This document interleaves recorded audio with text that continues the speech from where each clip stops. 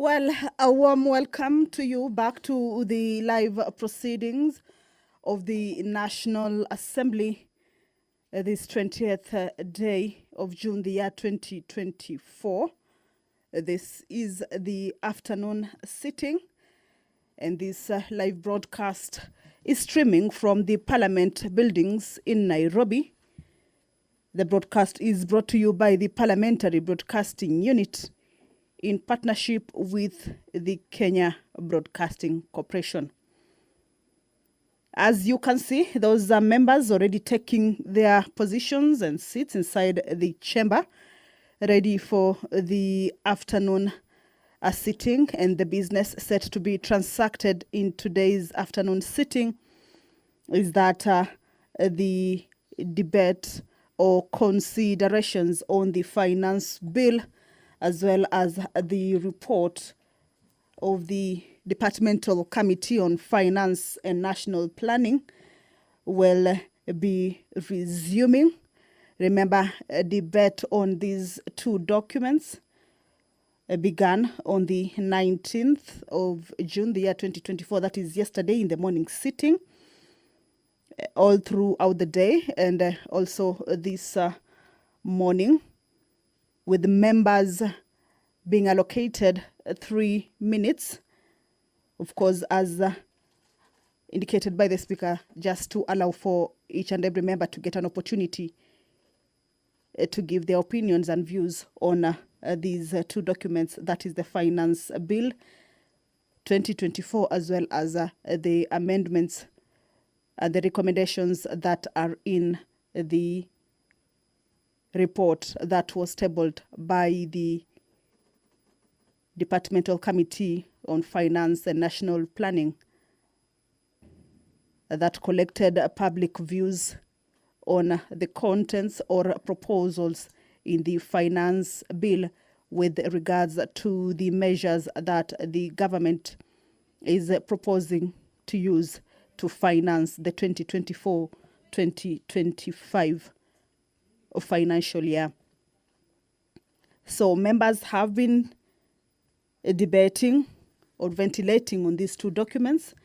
Remember, there have been contentious clauses in the bill which have formed the better part in the discussions by the members. Clause 34 in the bill that had introduced or had proposed the introduction of the 16% value-added tax on unleavened bread. The committee proposed that that particular clause or proposal to introduce VAT on unleavened bread be deleted, indicating that would impose a burden on consumers, particularly affecting those who rely on this particular staple food item. That is one of the clauses that have been part of or have formed a bigger part of the debate in the contentious clauses. You'll also recall that there were clauses that had proposed the introduction of excise duty on vegetable oil at the rate of 25%. Again, in the report by the committee, indicating that that proposal be deleted, that proposal to impose a 25% excise duty on vegetable oil be deleted, as it would likely result in higher prices for essential commodities, causing economic hardship for low-income households. These are some of the clauses. Also, you will recall the clause on the introduction of eco-levy, that is clause 45, which has also been contentious. But in the report, according to the committees, that the clause be deleted because the imposition of eco-levy will hurt the ordinary citizen, because there already exists an avalanche of regulators within the government and the sagas that have loaded heavy charges directly on the manufacture. Additionally, or other additional charges will make the business non-competitive because of sharp rise in cost of production, and the untimely incident will be passed on to the consumer.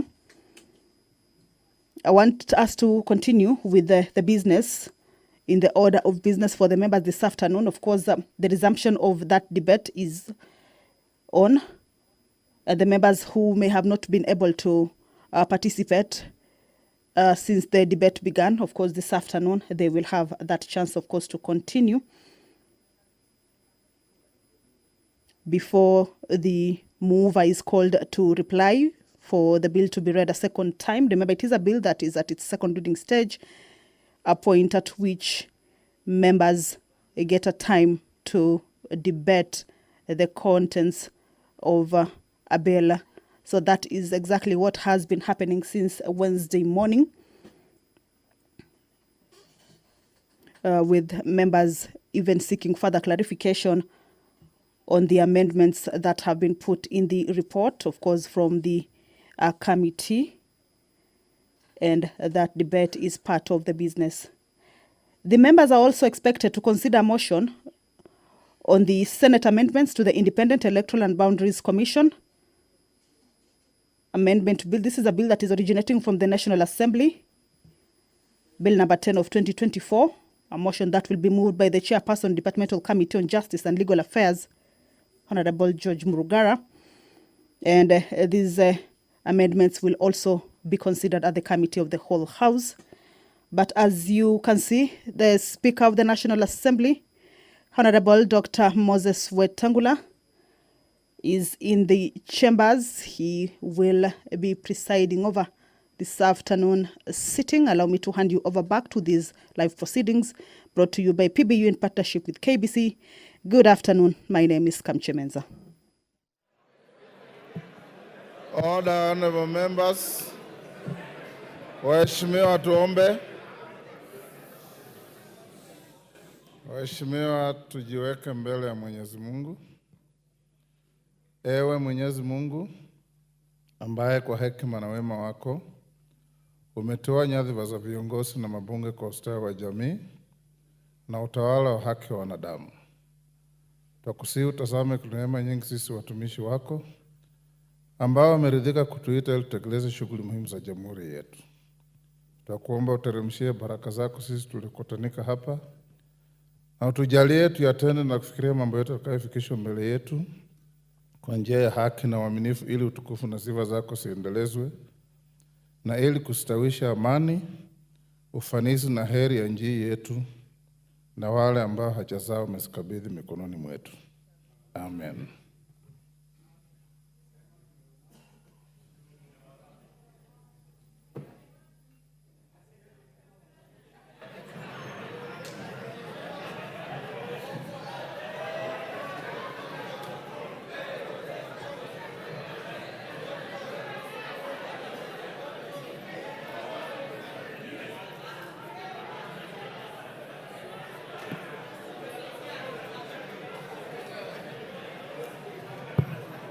Honorable members, order.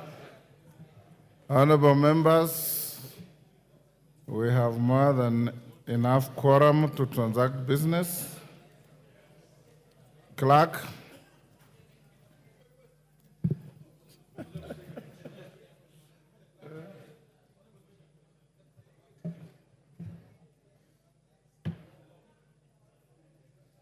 Let them call the orders first. Order number 1, administration of oath. Order number 2, communication from the chair. Order number 3, messages. Order number 4, petitions. Order number 5, papers.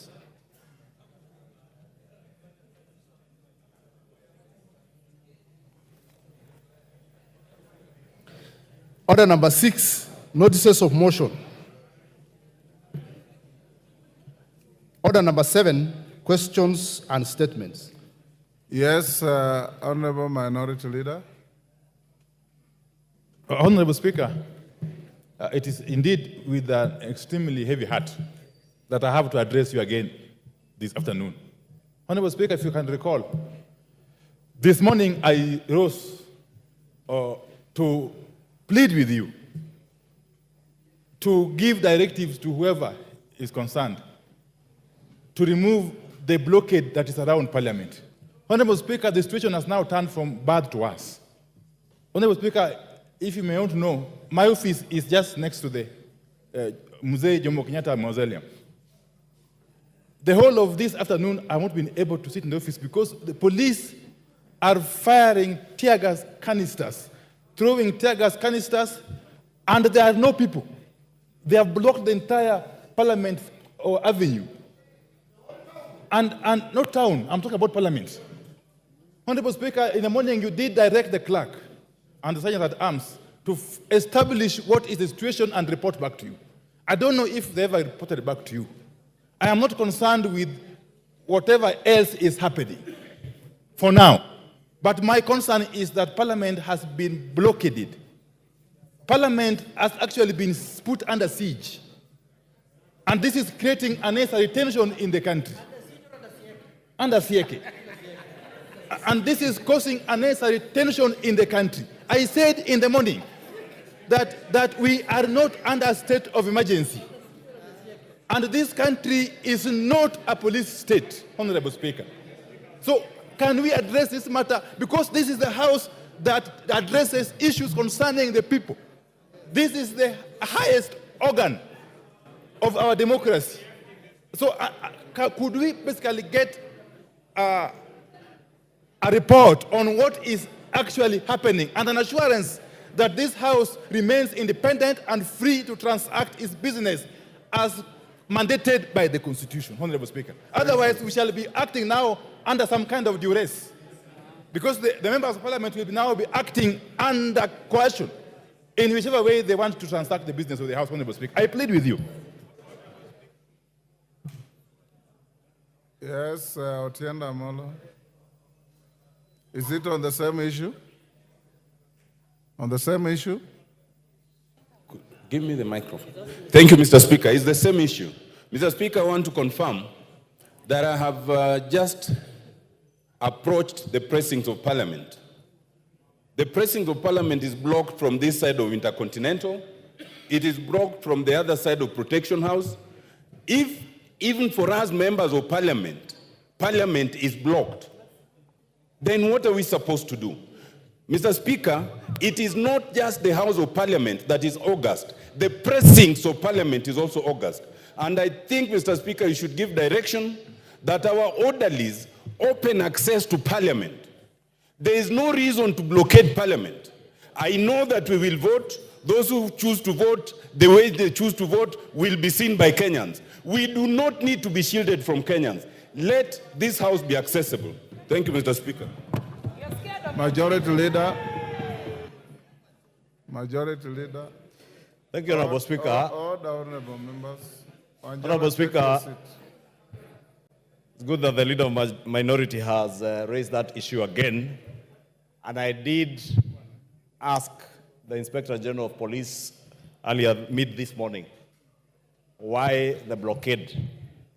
Honorable Speaker, first let me set the record straight that there is not a single member of Parliament who is unable to access Parliament. Not just members of Parliament, that is why we are here in our numbers. Even our staff, parliamentary staff.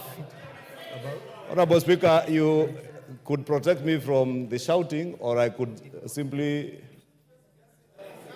sit, and those who want to shout can shout. Order. Order, honorable members. Try and listen to each other. Majority Leader.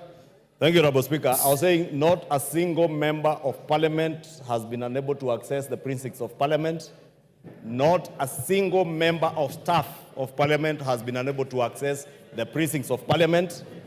And the Inspector General of Police confirmed to me this morning that there were organized groups who had planned to take siege, or what Honorable Junet calls siege, take siege of Parliament and criminal elements who also intended to use the ongoing peaceful demonstrations under the pretext of the peaceful demonstrations to access Parliament and cause harm to members of Parliament.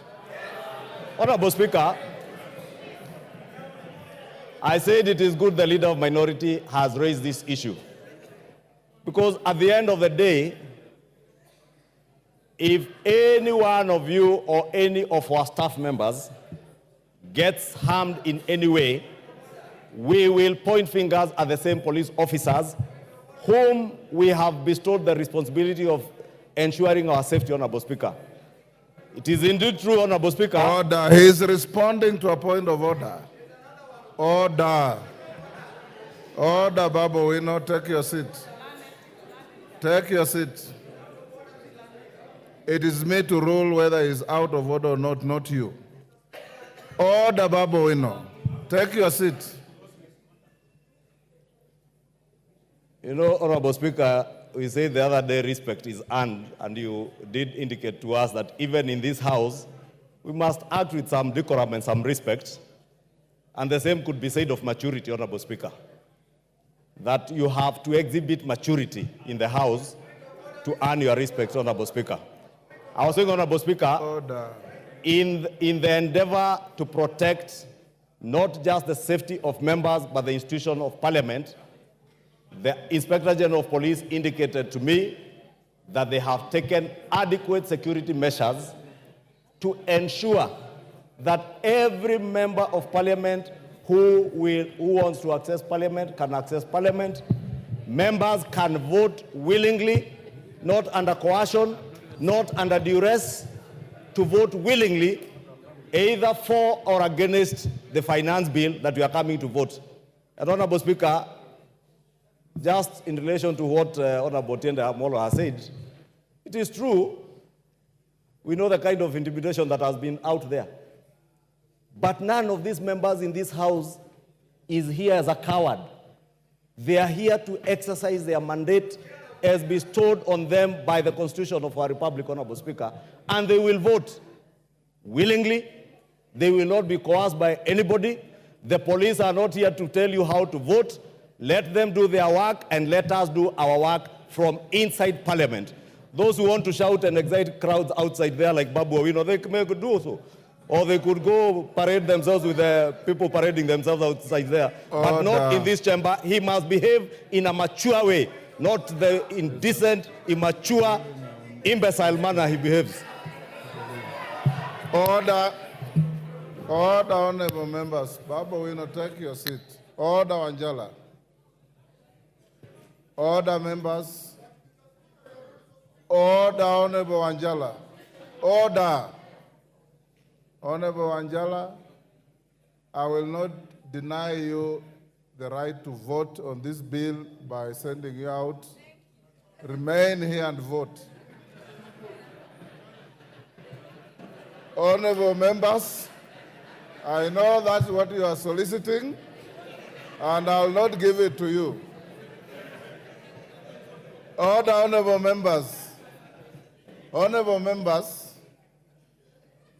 each and every one of you has the right to be in this House, to represent the people who send you here, to legislate for this country, and to oversight the executive. In coming to this Parliament, nobody, and I mean nobody, has any color of right, either in law or in fact, to prevent you from coming to do your duties. Seeing how many we are here, it is testimony to the fact that you came in freely.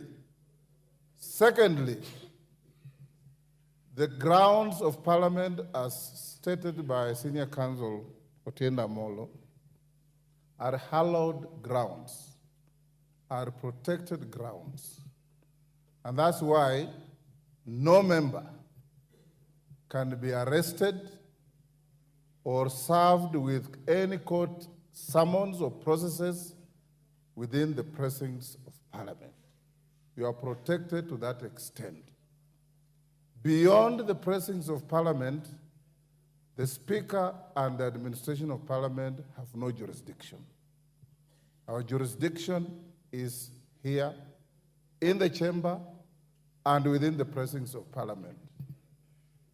I instructed the majority leader after Honorable Wandai raised the issue to get in touch with the police and speak to the Inspector General and bring him to the attention that whatever law enforcement activities going out there should not in any way interfere with your legislative work. And I've been in this precinct since 6 a.m. this morning. No single member has come to me to report of any prevention or harassment or interference in coming to their work. If I got any information or report, I will act on it. 20 minutes ago, I had a meeting with the Sergeant at Arms and his team to ask them if they have any report on security issues around Parliament. They indicated to me that they are hearing noises out there, but within the precincts of Parliament, they have no report to make because there are no incidents. That being the case, honorable members, I want to encourage you. So far, so good. You have debated this bill with extreme decorum and intellectual industry. You've done such a fantastic job. There could have been a few errand members, but all of you have been very good. Kenyans have watched each and every one of you speaking to this bill. Now that you have reached the level of going to vote, I want to encourage us to carry the same honor to the people who sent us here. That we are here to protect their interests, not physically, but intellectually. We must be conscious of the fact that we are the conscience of this country. And being the conscience of the country, our conduct must constantly have in mind the fact that whatever we do here can have negative or positive consequences on the public out there. So we are going, Order Wanjala. Order Wanjala. Having said that, I want to encourage members that there are still several members who want to speak to this bill. I promise that I'll give you 1 hour this afternoon. There is a small ruling I'll deliver on the issue that was raised by the minority leader. I'm waiting for it. I had just made some corrections. When it comes, I'll stay the proceedings and give that ruling in just 3, 4, 5 minutes. So we'll go on for 1 hour. After 1 hour, we will call the mover to reply, as we had agreed. Order. We'll call the mover to reply. Upon replying, we'll go to the vote. If the equipment in front of you is working, we'll do an electronic vote. Order. Honorable Robert Mbui. You are normally more orderly than you want to be today. If the equipment doesn't work, I have no difficulty. I'll sit here and allow you to vote in the manner that you want. The end order, Wanjala, whatever means of voting you would have, the end will justify the means.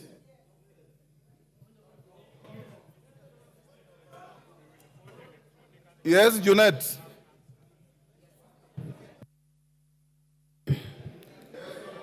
Mr. Speaker, thank you very much for your guidance. That was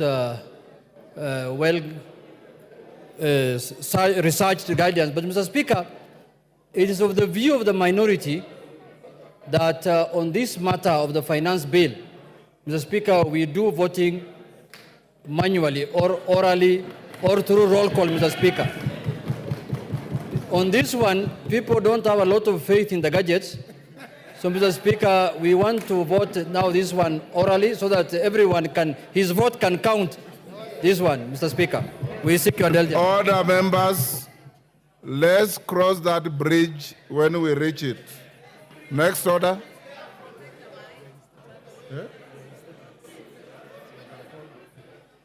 Honorable Oundo. Honorable Oundo, you have a statement. Order, honorable members. Thank you, Honorable Speaker. Honorable Speaker, pursuant to provision of Standing Order 44.2c, I rise to request for a statement from the chairperson for the Departmental Committee on Administration and Internal Security regarding the facilitation of national government administrative officers, especially from Samia Sub-County. Honorable Speaker, Section 8.2 of the National Government Administrative Act 2013 gives powers to the national government administrative officers to coordinate national government functions and the Constitution as the office of the President necessary for the effective and efficient coordination of national government functions.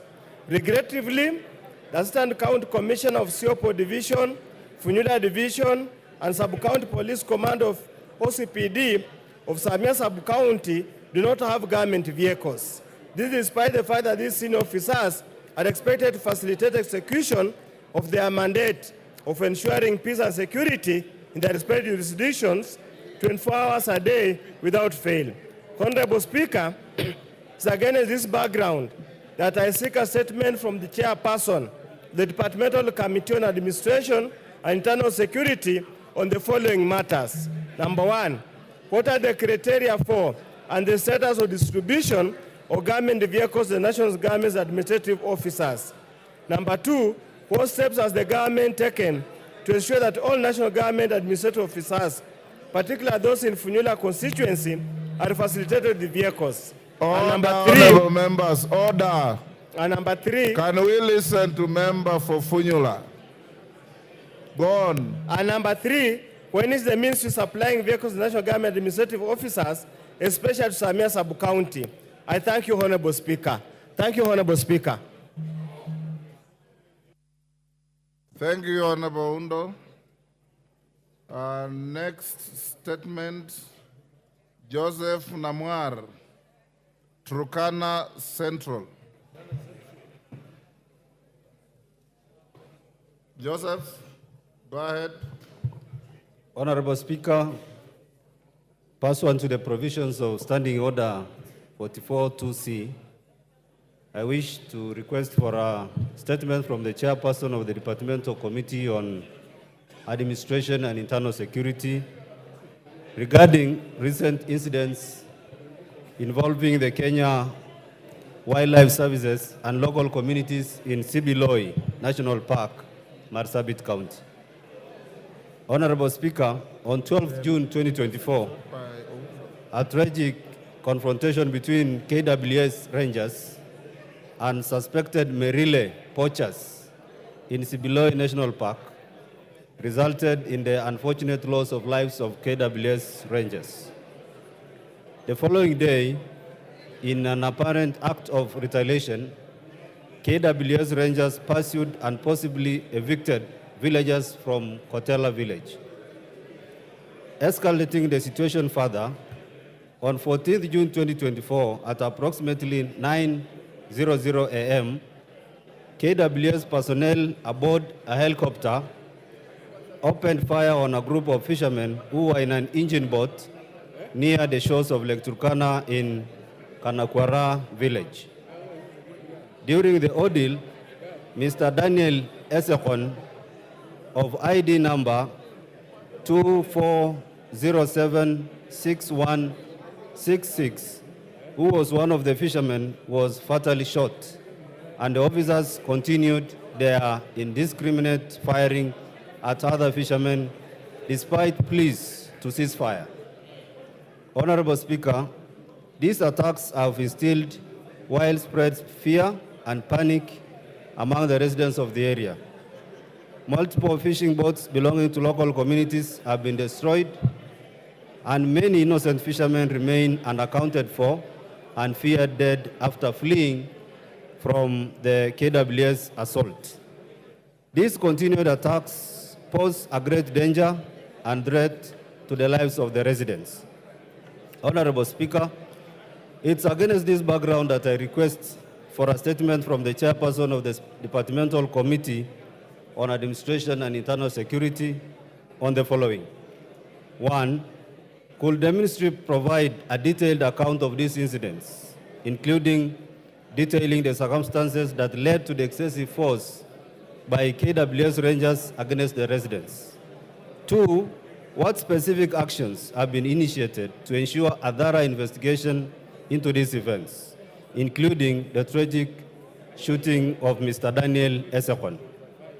3, what measures has the ministry put in place to ensure that the family of Mr. Daniel Esekon is compensated for the tragic loss caused by KWS? And 4, what steps are being taken to de-escalate tensions between KWS and local communities, including collaboration with the Ministry of Tourism and Wildlife to prevent such tragic incidents from recurring in the future? Thank you, Honorable Speaker. Thank you, Joseph. Is Tongoyo here? Both Oundo's statement and that statement by Namwar are to your committee. You bring the response in 2 weeks. Okay, well... Protas Apuja. Protas. Thank you, Honorable Speaker. Honorable Speaker, I rise to request for a statement regarding the recruitment of casual workers by Kenya Power Company in Turkana. Honorable Speaker, pursuant to provision of Standing Order 44.2c, I wish to request for a statement from the chairperson of the Departmental Committee on Energy regarding the recruitment of casual workers in Kenya, in the Kenya Power and Lighting Company in Lodwar and Kakuma, Turkana. Honorable Speaker, the Kenya Power Company has been engaging casual workers to supplement its workforce. There have been growing concern and grievances reported by the casual workers engaged by Kenya Power Company workers stationed in Lodwar, Turkana regarding their unsatisfactory terms of employment. It is disheartening to note that these workers who have served the company diligently for years are denied permanent and pensionable employment terms during recruitment and confirmation exercises, while their counterparts from other counties are absorbed and some even posted in Turkana County. Reports indicate that factors such as nepotism, tribalism, and lack of transparency have marred the recruitment process, therefore locking out qualified casual workers. This unjust treatment not only demoralizes the affected workers and hinders effective service delivery, but also perpetuates the marginalization of Turkana County residents from gaining access opportunities for gainful employment. Order, honorable members. Order. Order, honorable members. Order, Irene Mayaka. That Kamkunji is illegal. Honorable Speaker, it is against this background that I request for a statement from the chairperson of the Departmental Committee on Energy on the following. 1, provide a report on the number of casual workers in Kenya Power Company stations in Turkana County absorbed on permanent and punishable terms in the last 3 years. 2nd, outline the plans that have been put in place to address the plight of casual workers who have served Kenya Power Company for years without being confirmed as permanent and punishable employees. 3, what measures has the ministry put in place to combat nepotism, tribalism, and corruption in the recruitment process to ensure qualified casual workers get a fair opportunity? Thank you, Honorable Speaker. Thank you. Honorable Lilian Sioi. Thank you, Mr. Speaker. I raise to request for a statement. Sorry, Lilian, just hold. The statement is directed to the chairman of Energy. Who is the chairman of Energy? Is it Vincent Kawaya? Is he in the house? Vice Chair?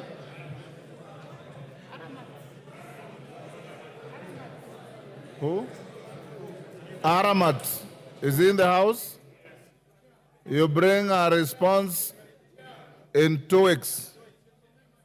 Thank you. We need a response in 2 weeks. Lillian, go ahead. Thank you, Mr. Speaker.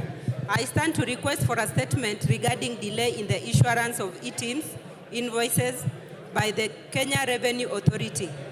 Honorable Speaker, pursuant to the provision of Standing Order 44-2C, I wish to request for a statement from the chairperson of the Departmental Committee on Finance and National Planning regarding the delay in issuance of e-TIMS invoice by the Kenya Revenue Authority. Honorable Speaker, the Kenya Revenue Authority issued a directive seeking all taxpayers carrying on business to onboard on the Electronic Tax Invoice Management System, e-TIMS.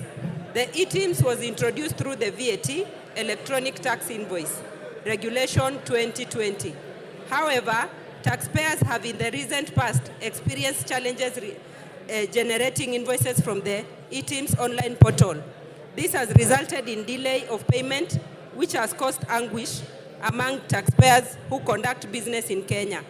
Additionally, the challenge has caused anxiety on the taxpayers, noting that taxpayers stand to lose out on payment at the close of the financial year 2023-2024. Honorable Speaker, it is against this background that I request for a statement from the chairperson of the Departmental Committee on Finance and National Planning on the following. 1, what steps have been taken to ensure functionality of the e-TIMS online platform? 2, what is the status of successful onboarding of taxpayers to the e-TIMS online platform? Thank you, Mr. Speaker. Thank you, Lillian. Chairman, Finance and National Planning. Where is Kimani? Majority Leader, inform him to bring a response in 2 weeks. Honorable members, there are 4 statement responses. I'll stay those to Tuesday next week. Majority Leader, your Thursday statement. Thank you, Honorable Speaker. Pursuant to the provisions of Standing Order 44-2A, I rise to give the following statement on behalf of the House Business Committee, which met on Tuesday, 18 June 2024, to prioritize the business for consideration during the week. As members are aware, the debate on the Finance Bill 2024 has been ongoing, and second reading is expected to conclude this afternoon. I would like to commend the Departmental Committee on Finance and National Planning, and indeed the House, for the steadfast commitment and robust engagement in this important business of great national interest. Honorable Speaker, with regards to business for Tuesday next week, the House is expected to give priority to the business bound by statutory timelines. Further, the House is likely to sit longer, especially noting the resolution of the House earlier today approving a Tuesday morning sitting. The following bills are of priority. 1, second reading of the Appropriation Bill 2024, and 2, the County Allocation of Revenue Bill, Senate Bill number 25 of 2024. 2, Honorable Speaker, Committee of the Whole House on the Finance Bill 2024 and the Appropriation Bill of 2024. 3 is the second reading of the following bills, should they not be reached today: the Land Laws Amendment Bill number 2 of 2023 and the Mang Beans Bill, Senate Bill number 13 of 2022.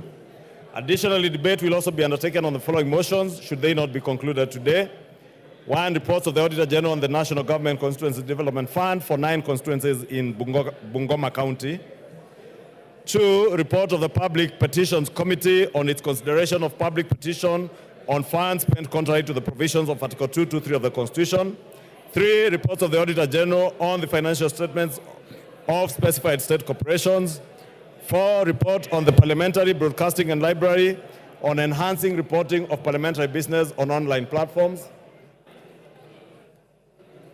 5, report of the Committee on Regional Integration on its inspection to the semi-autonomous institutions of the East African Community in Uganda. 6 is the report of the Committee on Implementation on the implementation status of reports on petitions and resolutions passed by the House. 7 is a report of the Committee on Trade, Industry and Cooperatives on its consideration of alleged unfair trade practices by foreign investors in Kenya. And 8 is the second report of the Committee on National Cohesion and Equal Opportunity on Employment Diversity Audit in Public Institutions. Honorable Speaker, members will note that I had previously conveyed that the Cabinet Secretary for the Ministry of Interior and National Administration was scheduled to appear before the House on the afternoon of Wednesday, 19th June 2024 to respond to questions in the plenary. However, due to the priority business before the House, the appearance was postponed to Wednesday, 26th June 2024, and in this regard, members whose questions had been listed earlier for response are encouraged to avail themselves. Honorable Speaker, I had read the whole list of almost 16 questions by various members. I do not need to repeat them since I read them last week. In conclusion, Honorable Speaker, the House Business Committee will reconvene next week, Tuesday, 25th June 2024, to schedule business for the rest of that week. I now wish to lay this statement on the table of the House. Thank you. Thank you, Majority Leader. So members Zair Mishimbogo, Amina Munyanzi, and Rael Kisiwai, responses to your statements will be on Tuesday. So the chairman of committees or chairpersons of committees be notified. Next order. Order number 8, the Finance Bill, National Assembly Bill number 30 of 2024, second reading, resumption of debate. Yes, Senior Counsel, what is out of order?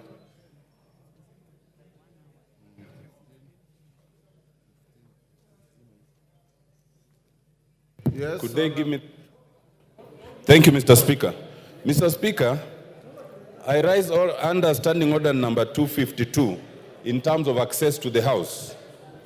Mr. Speaker, it's been brought to our attention that our colleagues in the Senate, some of them are interested in accessing the public gallery or the Speaker's gallery to observe our debate, and that they have been refused access. Could you, Mr. Speaker, give direction that the public gallery and the Speaker's gallery should be accessible not just by the senators, but by any Kenyan who cares to come and listen to our debate and our voting? Thank you, Mr. Speaker. Order, honorable members. Honorable Otienda, I hear you. Honorable members, you will recall that during today's morning, Deputy Speaker, take a seat. Go to your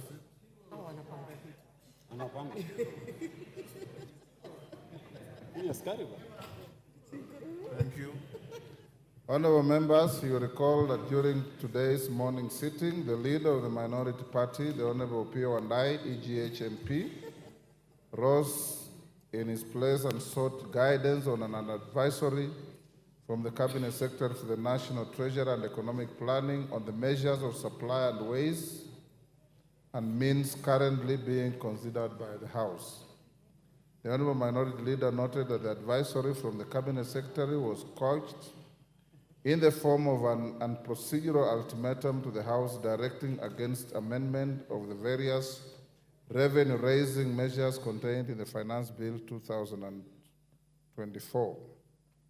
He concluded by requesting for the advisory to be repudiated by the House as unduly anticipating debate on the Finance Bill 2024 and as an affront to the budget-making mandate of the House. Honorable members, I did allow the leader of the majority party, Honorable Kimani Ichung'wah, EGH MP, and the chairperson of the Budget and Appropriations Committee, Honorable Ndindi Nyoro, MP, to make brief rejoinders on the issue before scheduling it for my guidance during this afternoon sitting. Honorable members, as I proceed to guide on the matter, I wish to note that the advice referred to by the minority leader, though addressed to the clerk of the Assembly, was copied to both my office and to the chairperson of the Budget and Appropriations Committee. Contrary to the assertions made by the minority leader, the advisory is not an unusual document. Members will note that every year, before the conclusion of the budget process, the Office of the Clerk seeks the views of the Cabinet Secretary responsible for finance on the options available to the House and its committees to ensure a balance between the measures of supply and ways and means under consideration by the House. This is in keeping with the requirements of Article 114 of the Constitution on the consideration of money bills. The advice enables the House to ensure that the measures of supply and ways and means that it approves in the appropriation bill and the finance bill adhere to applicable constitutional and statutory limits. Honorable members, as you are aware, under Section 39A(4)(c) of the Public Finance Management Act, Cap 412A, any recommendations made or resolution passed by this House on revenue matters must take into account the impact of the proposed changes on the composition of the tax revenue that the National Treasury is expected to raise. Additionally, honorable members, under Section 45C of the Public Finance Management Act, the House is under an obligation to ensure that the total amount of revenue raised is consistent with the fiscal framework that it approved during the budget process. During its consideration of budget proposals, the House must strike a balance between the supply of monies that it appropriates for the national government and the ways and means of financing such expenditure. As ably expressed by the leader of the majority party and the chairperson of the Budget and Appropriations Committee, any negative imbalance between the ways and means and the supply approved by the House ultimately results in a fiscal deficit. This deficit can only be addressed through borrowing, enhanced taxation, or reduction of the estimates of expenditure. Honorable members, if you listen to the contributions of the Honorable T.J. Kajwang yesterday, these are the exact words he used in his contribution. And he was very right in law and under the Constitution. As members will recall, any borrowing sanctioned by the House must strictly adhere to the threshold prescribed by this House in line with Section 50 of the Public Finance Management Act and the principles outlined under Article 211 of the Constitution that cautions against overburdening future generations with unnecessary bad debt. Honorable members, all things considered, my reading of the advisory from the Cabinet Secretary is that it constitutes a reminder to the House of its constitutional and statutory obligations. I do not view it as a directive in the manner argued by the minority leader.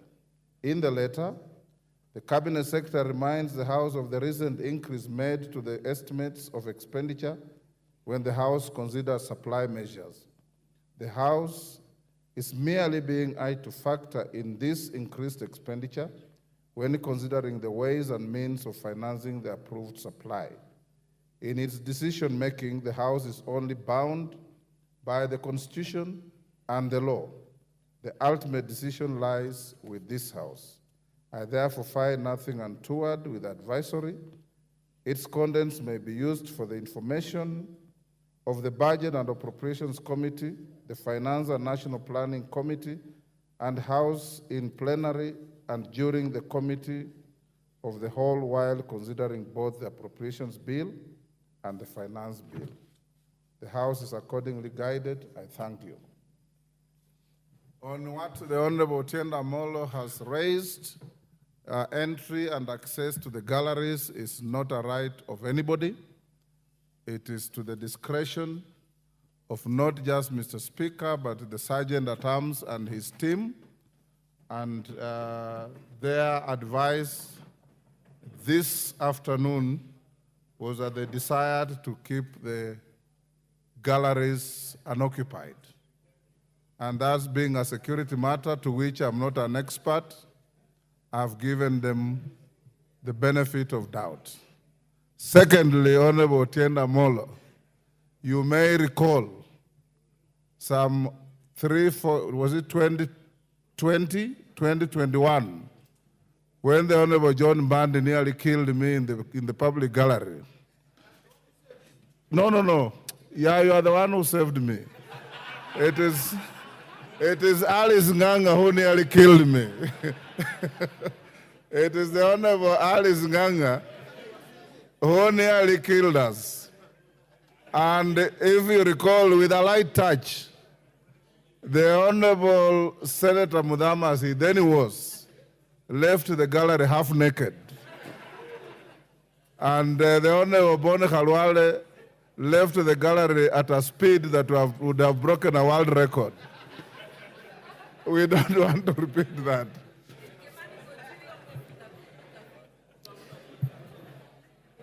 Honorable members, now we go back to the bill. Robert Basil, but as I call Robert Basil, honorable members, I have been requested by the majority and minority leaders that we reduce the time further from 3 minutes to 1.5 minutes. Robert Basil. Thank you, Speaker. The time is too short, though. From onset, I reject the bill because it's very clear Generation Z, they cannot, or they want to say elastic limit on taxation has been reached. So we need to listen to the cries of the citizens and do like what Ronald Reagan in the US did. We cut taxes and we cut government expenditure. So, Mr. Speaker, if you look at some of the taxes, for example, if you look at the excise duty on coal, the 5%, in principle, Mr. Speaker, what it will do is going to kill cement, clinker manufacturing industries. And with that, we are going to lose jobs, lose revenue, and will not be able to realize the target. Additionally, the import declaration fee, Mr. Speaker, that has been raised from 2.5 to 3.5% is going to be moved to the final consumer. And since we import most of the items, for example, medicinal drugs, Mr. Speaker, it means hustlers and the poor patients will not be able to afford medicine. So, Mr. Speaker, what I want to say is this finance bill, we need to say no to it and possibly try to cut on taxes. Additionally, Mr. Speaker, the levy, eco-levy on plastics, is going to increase price on plastic packages. And in reality, that is going to affect export of flowers and make our flowers not competitive. Thank you, Mr. Speaker. Victor Koech, Chepalungu. Thank you so much, Mr. Speaker. It's unfortunate that I'm now getting 1.5 minutes, but nonetheless, I will try my best. Mr. Speaker, this particular debate is taking a totally different angle, a political angle. As to why I'm saying this is because members have now deviated from arguing from a point of facts to now dealing with political issues. As to why I'm saying so, Mr. Speaker, is the fact that now informing the House that bread is going to be taxed, while the fact is the committee led by Kimani Kuria sought the public opinion, and on sorting on the public opinion, the committee is now dropping 16% VAT on bread. On motorcycle, Mr. Speaker, again, the committee report is saying that instead of allowing importation of motorcycles, we promote our local manufacturers so as to create job opportunities for our citizens. And in that case, Mr. Speaker, I support. Thank you so much. Jalango Langata. Order, yes, Kibagendi, what is out of order?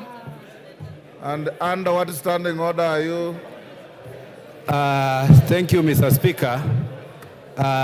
There's a stranger in the house. I've seen someone resembling Oscar Sudi in the house. There's a stranger in the house, Mr. Speaker. Order, Honorable Kibagende.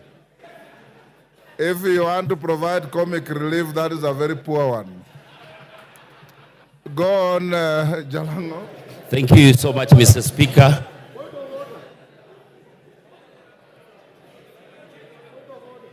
Give order, Wanjala.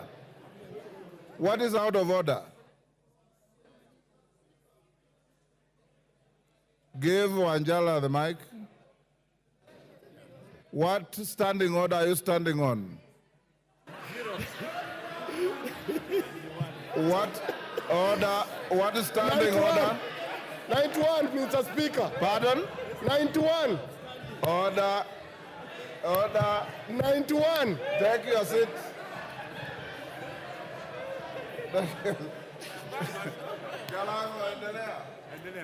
Mr. Wanjala, Speaker. you have no point of order. Take your seat. Jalango, carry on. Honorable Wanjala, I encourage you that yesterday when you spoke, the House listened to you.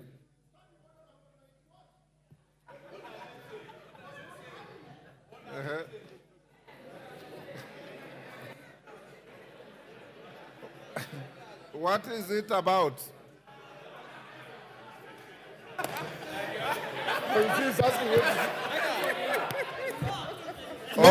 Order, Wanjala. Wanjala, you know, standing order 91 is a standing order you use to challenge a colleague who is on the floor and has said a statement that you think is not factual. Order. The member on the floor, Honorable Jalango of Langata, had not uttered a single word for you to challenge him on any fact. So you are out of order. I ruled him out of order already. Jalango, continue. Thank you so much, Mr. Speaker, for giving me this opportunity. First of all, I reject the Finance Bill 2024. Immediately,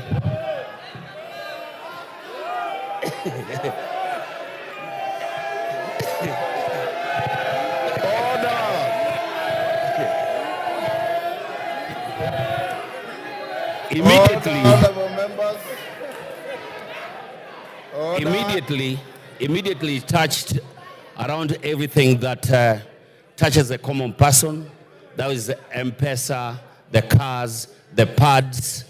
And I looked back and saw the whole generation in Langata out here having their voices so loud. Even after the amendments, I had to make the choice that I've made today. Now, out here is the Gen Z generation whom I talk to every day. I interact with them on Twitter, TikTok, and everywhere. When most of you will have gone back to the villages, we will be with them here in Nairobi. The question will still be there. And most of you know, I'm the friend to the president. And I spoke to him, and he knows very well that this is my stand. Thank you so much, Mr. Speaker.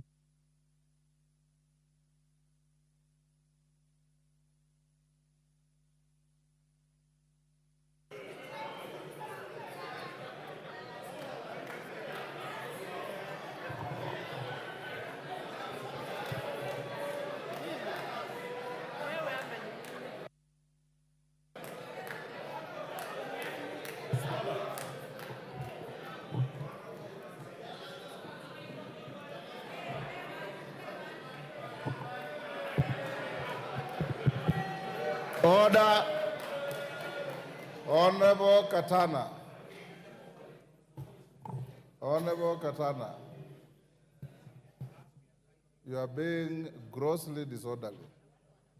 Please exercise some decorum, not just you, everybody else that is either cheering or jeering. We want to have an orderly end to this. Member for Kuresoi. Thank you, Mr. Speaker, for giving me this opportunity to give my voice on this important bill. I've been waiting for it since morning.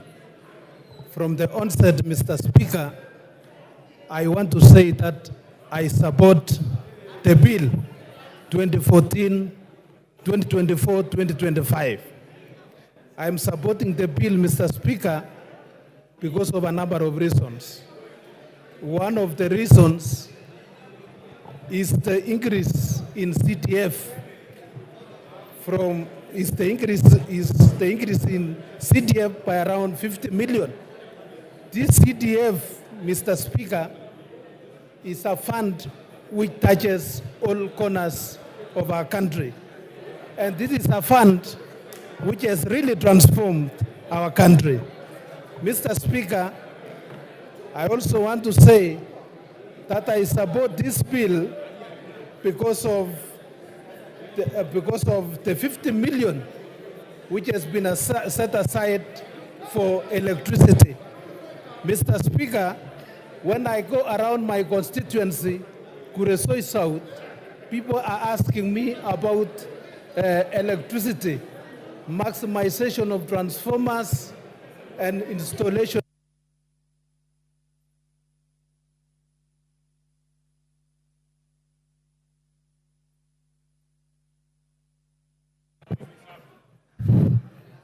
Ruth Odinga.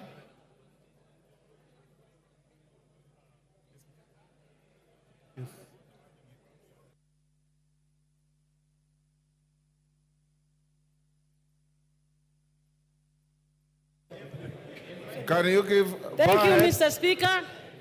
I stand up here to reject the bill, the Finance Bill 2024. And mine is very simple.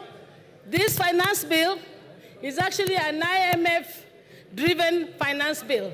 One of the tenets of the IMF is to see countries that they come into to stop subsidies, also to promote privatization, but the worst is for these countries to have oppression. That is the oppression of the people. And what you're seeing out here right now on the Gen Z is not only because of the fact that there's the state oppressing them, but IMF is playing a very big role in that is happening. And my good people, let me tell you, Gen Z is out, and I'm very happy. The only thing that I really agree with this finance bill is for the Gen Z to say that Baba should be left out of this mandamano. Thank you. Ruku. Thank you, Mr. Speaker. Thank you, Mr. Speaker. The people of Better North, Mr. Speaker, 684 villages, they don't have a power connection. 684 villages, if you multiply that by 100 households per village, you realize it's quite a number of thousands of households in my constituency which don't have power.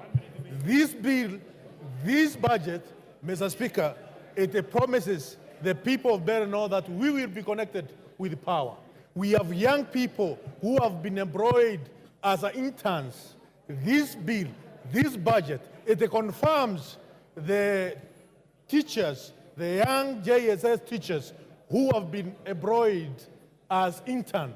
And also, it promises further 20,000 young teachers also to be employed as interns, Mr. Speaker. Some of them will be coming from Better North, where the people who sent me here, Mr. Speaker. And it's for this reason, Mr. Speaker, that I support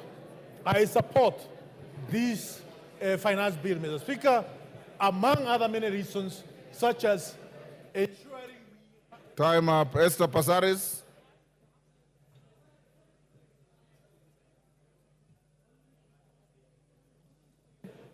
Thank you, Mr. Speaker. Mr. Speaker, much as I commend the public participation that was done on the bill, and much as I commend the amendments that they have come with, I want to say that I reject, because we need to ensure that we listen to the population and what they're saying. This country right now needs to listen. We need to tighten our belts, we need to live within our means, and we need to address corruption. Yesterday, seeing Obado getting away with a settlement of only 15% when he owes 1.9 billion tells us that we are not serious about addressing corruption. If we address corruption, we will be able to fund the expenses of this government. It is time for us to take a position that corruption is the biggest enemy in the room. And I think I stand ashamed to know that only a house in Loreto is not 40 million. A flat in Nairobi is not 9 million. Even in the settlement, we are actually cutting deals. So we say no to corruption, and we fund and live within our means. I reject the 2014 finance bill. Thank you. Member for Nyaribari Chache.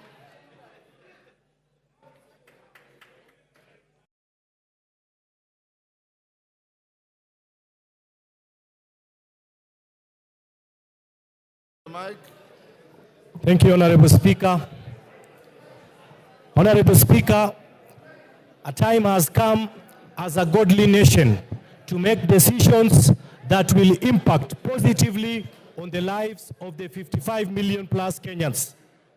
Today, Honorable Speaker, I stand here to vote and support the Finance Bill 2024 so that the people of Nyaribari Chache and the people of Kenya can get infrastructural projects, electricity, water, and much more. Honorable Speaker, I want to urge the Generation Z to relax, as Kenya Kwanza government means well, and they will be the greatest beneficiaries of the proposed amendments.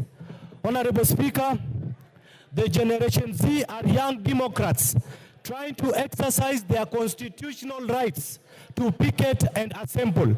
I am urging the Inspector General of Police, Honorable Speaker, to treat them humanly and provide them with maximum security. Honorable Speaker, the Finance Bill 2024 proposes an export and investment promotion levy with the goal of encouraging consumers to purchase locally produced alternatives, thereby supporting domestic manufacturers. Caleb Luyali.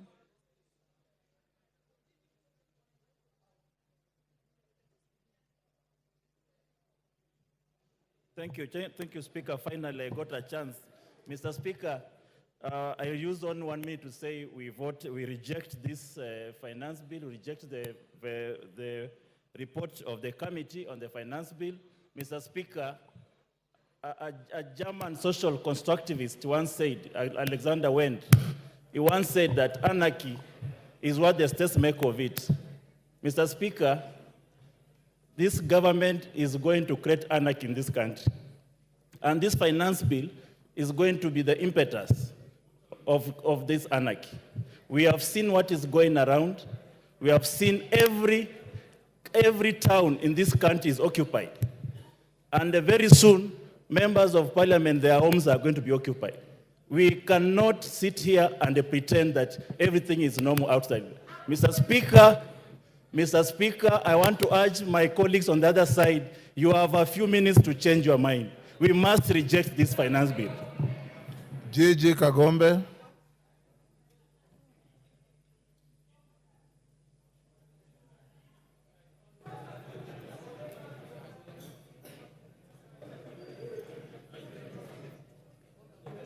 Give him the mic.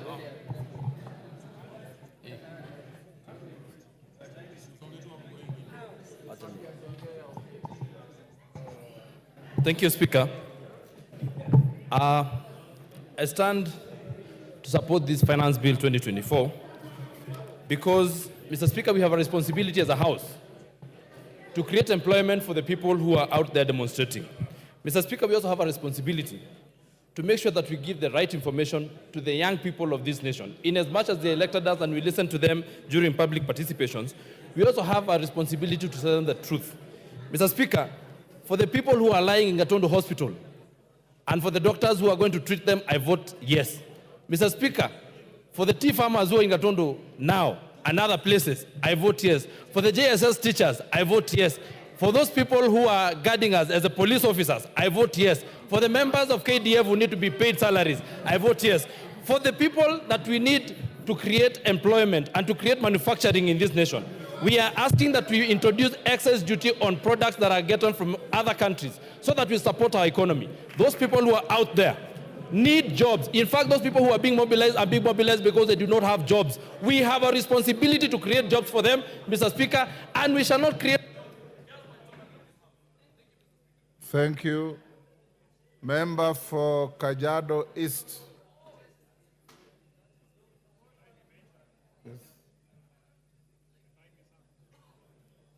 Mai. Give him the mic. Yes. Okay. Mai, use the next mic. Thank you, Mr. Speaker, for giving me the chance to contribute on behalf of the people of Kajiado East constituency. I rise to oppose the finance bill for 2024 because the bill has excessive taxes on common wananchi. Mr. Speaker, as you can see, our economy has not improved, and we have about 16% of our population living below poverty line. And the reason is because of bad economy as well as corruption in this country. By taxing them more, I feel like it's putting a burden on wananchi, which we should be doing more to help them than hurting them. Mr. Speaker, when you also look at the fuel levy of 9 shillings, that is another burden to wananchi. I can imagine my people commuting between Kitengela and Nairobi and back and forth, paying more for transport because of the increase of the fuel levy. So, Mr. Speaker, I stand to oppose the bill because it is not friendly to common wananchi. Thank you, Mr. Speaker. Moses Kirima.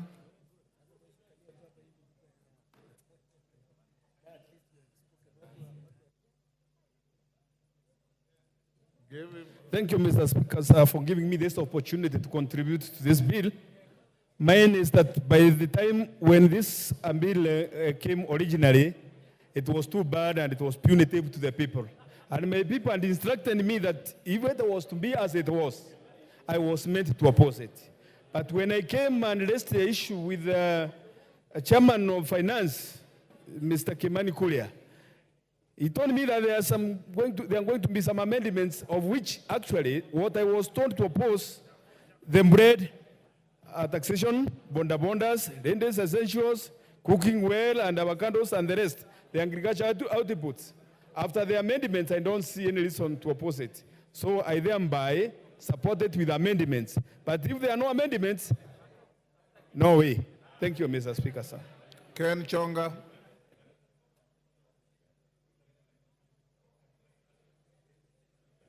Thank you, Speaker.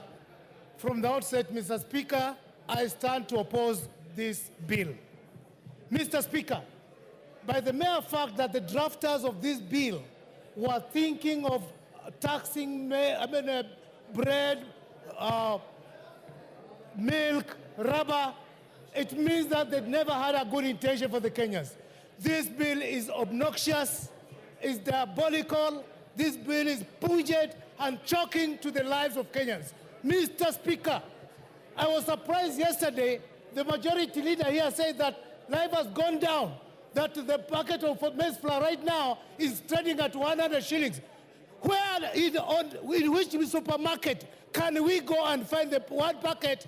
Not unless he has a supermarket that he can direct Kenyans to buy from. Finally, Mr. Speaker, by mere fact of adding 9 shillings to petroleum products, it is implying, therefore, the entire economy is falling down.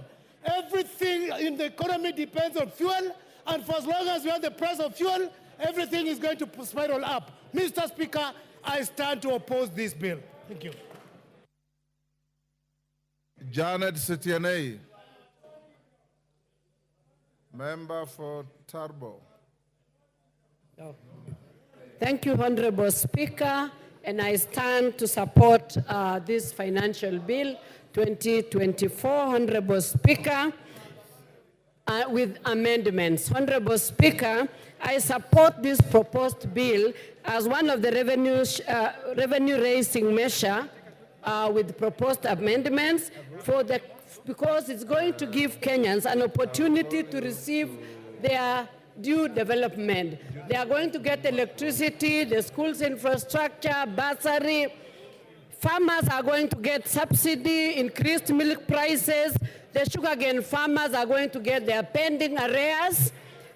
School-going children are going to be fed. Elderly people are going to get cash transfers. Honorable Speaker, this bill has also listened to proposals that are going to reduce what the Wananchi were worried about. The VAT on sugarcane transportation, the removal of 16% on bread, removal of exercise duty on... Protect me, Honorable Speaker. This bill proposals are going to see that VAT is removed on bread. There is exercise duty removed on money transfer. There is also VAT removed on sugar. Yes. Engineers Zengu.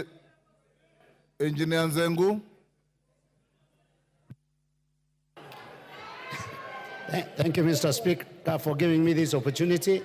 I have waited from yesterday, but I want to say from the onset that I raised to oppose this Finance Bill 2024, and there are many, many reasons why I am opposing it. But one of the reasons is that it is increasing, or it is putting a levy on clinker, which is an imported component of cement. And, yes, Honorable Junet, what is it? Speaker. What is it? Order. Speaker. Mr. Speaker. Yes. I wanted to seek your indulgence, Mr. Speaker. Mr. Speaker, as you are aware, to those who are in Parliament, there is time for everything. Order, members, I can't hear clearly. Go ahead. Mr. Speaker, as you're aware in Parliament, there is time for debate, and then there is time for voting. Mr. Speaker, some of our members here on my side took early lunch. They are taking lunch by 10 a.m., I think, ugali and nyama. And they have come here so that their vote can count, Mr. Speaker. So, Mr. Speaker, having debated this bill now extensively, I think we should go now to do our constitutional duty of voting, Mr. Speaker, so that Kenyans can know which direction we are taking, Mr. Speaker. So, Mr. Speaker, I seek your indulgence to call the mover to reply, Mr. Speaker. Thank you, Honorable Junet. Let Nzengu finish. I had an intention of giving Rosi Museo. Then I will call the mover to reply.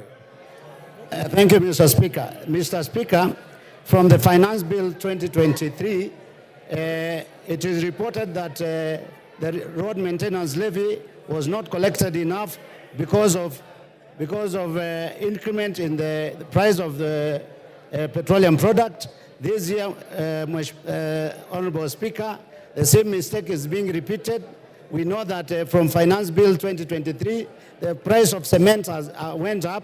The price of steel went up because of the export promotion and investment levy, which is unnecessary because it is meant to promote monopoly in the industry.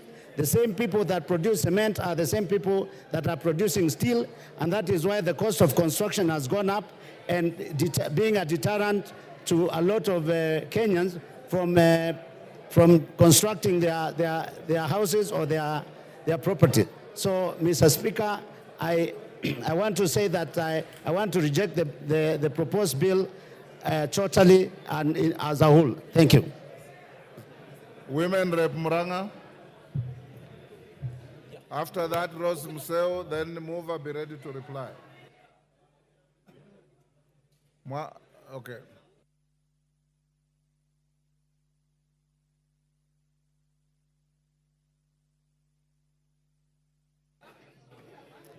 Thank you, Mr. Speaker, for giving me this opportunity. I rise to support the bill, and I will vote yes for the bill. Voting for this bill, we are voting for real issues, Mr. Speaker, not for the negative things that have been said in the media to whip emotions. Mr. Speaker, voting for this bill is voting for 6.8 billion for coffee charity fund. Mr. Speaker, voting for this bill is voting for 46,000 JSS teachers to be, who are internship, to be put in the payroll to be employed. Mr. Speaker, we are here to tell our brothers from the opposition that we don't need to whip emotions, and we know who are the sponsors of the ongoing maandamano, and we revisit after the bill. Thank you, Mr. Speaker.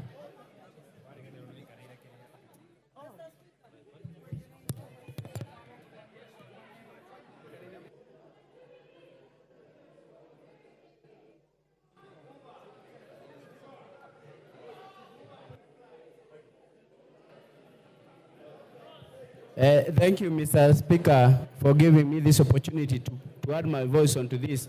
And I start by saying that I reject this finance bill 2024-2025. And Mr. Speaker, you can see from what is happening in the streets of my constituency, the picketing and the protesting the people are doing on my constituency, because this bill is not undergo due public participation.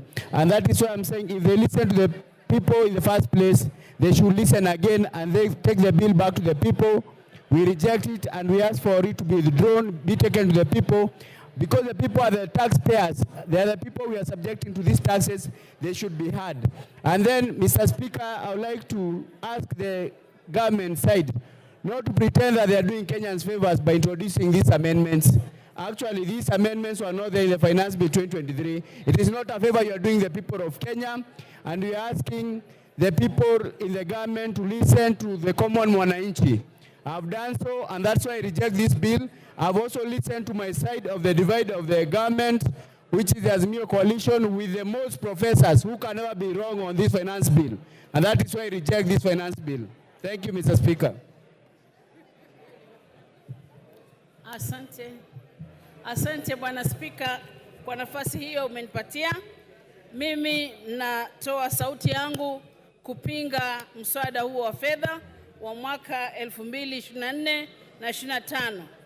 Kwa sababu watu wa Makueni wameniambia kabisa mswada huo hawezi kukubali jinsi ulivyo, na nasema hivi ya kwamba Wakenya wametoka katika janga la corona ambalo limeweza kufanya wengi waliishiwa na biashara zao, wengine hawako kazini, na maisha ya Wakenya yamekuwa katika hali ya juu sana, na serikali haijafanya mikakati maalum ya kuweza kuboresha maisha ya wananchi wa Kenya. Tungekuwa katika nyumba hii tukiongea jinsi ambavyo tunaweza kuwasaidia Wakenya waboreshe maisha yao. Nasema hivi ya kwamba kupata pesa ambazo ni za kuweza kusaidia serikali kuendelesha mambo yao, kuna njia nyingi. Kizungu kingi ambacho kimezungumzwa na mwenyekiti wa bajeti, naomba watumie, kwa maana watumie mbinu hizo, wakae chini kama kamati na kuangalia ni jinsi gani wanaweza kuleta fedha bila kumuumiza mwananchi wa kawaida.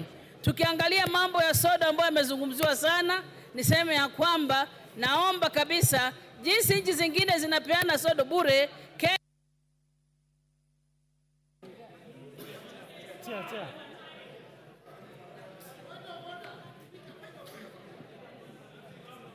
Yes, Honorable Kimilu. Honorable Kimilu. Speaker, is it in order for you to deny me a chance to reject this finance bill? Because I've been here since just a day, and you not give me any chance, but I reject this bill, Mr. Speaker.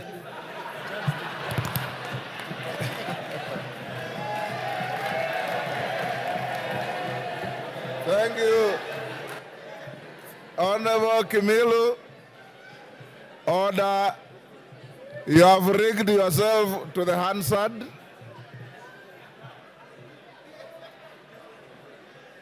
Korea Kimani. Yeah. Korea Kimani.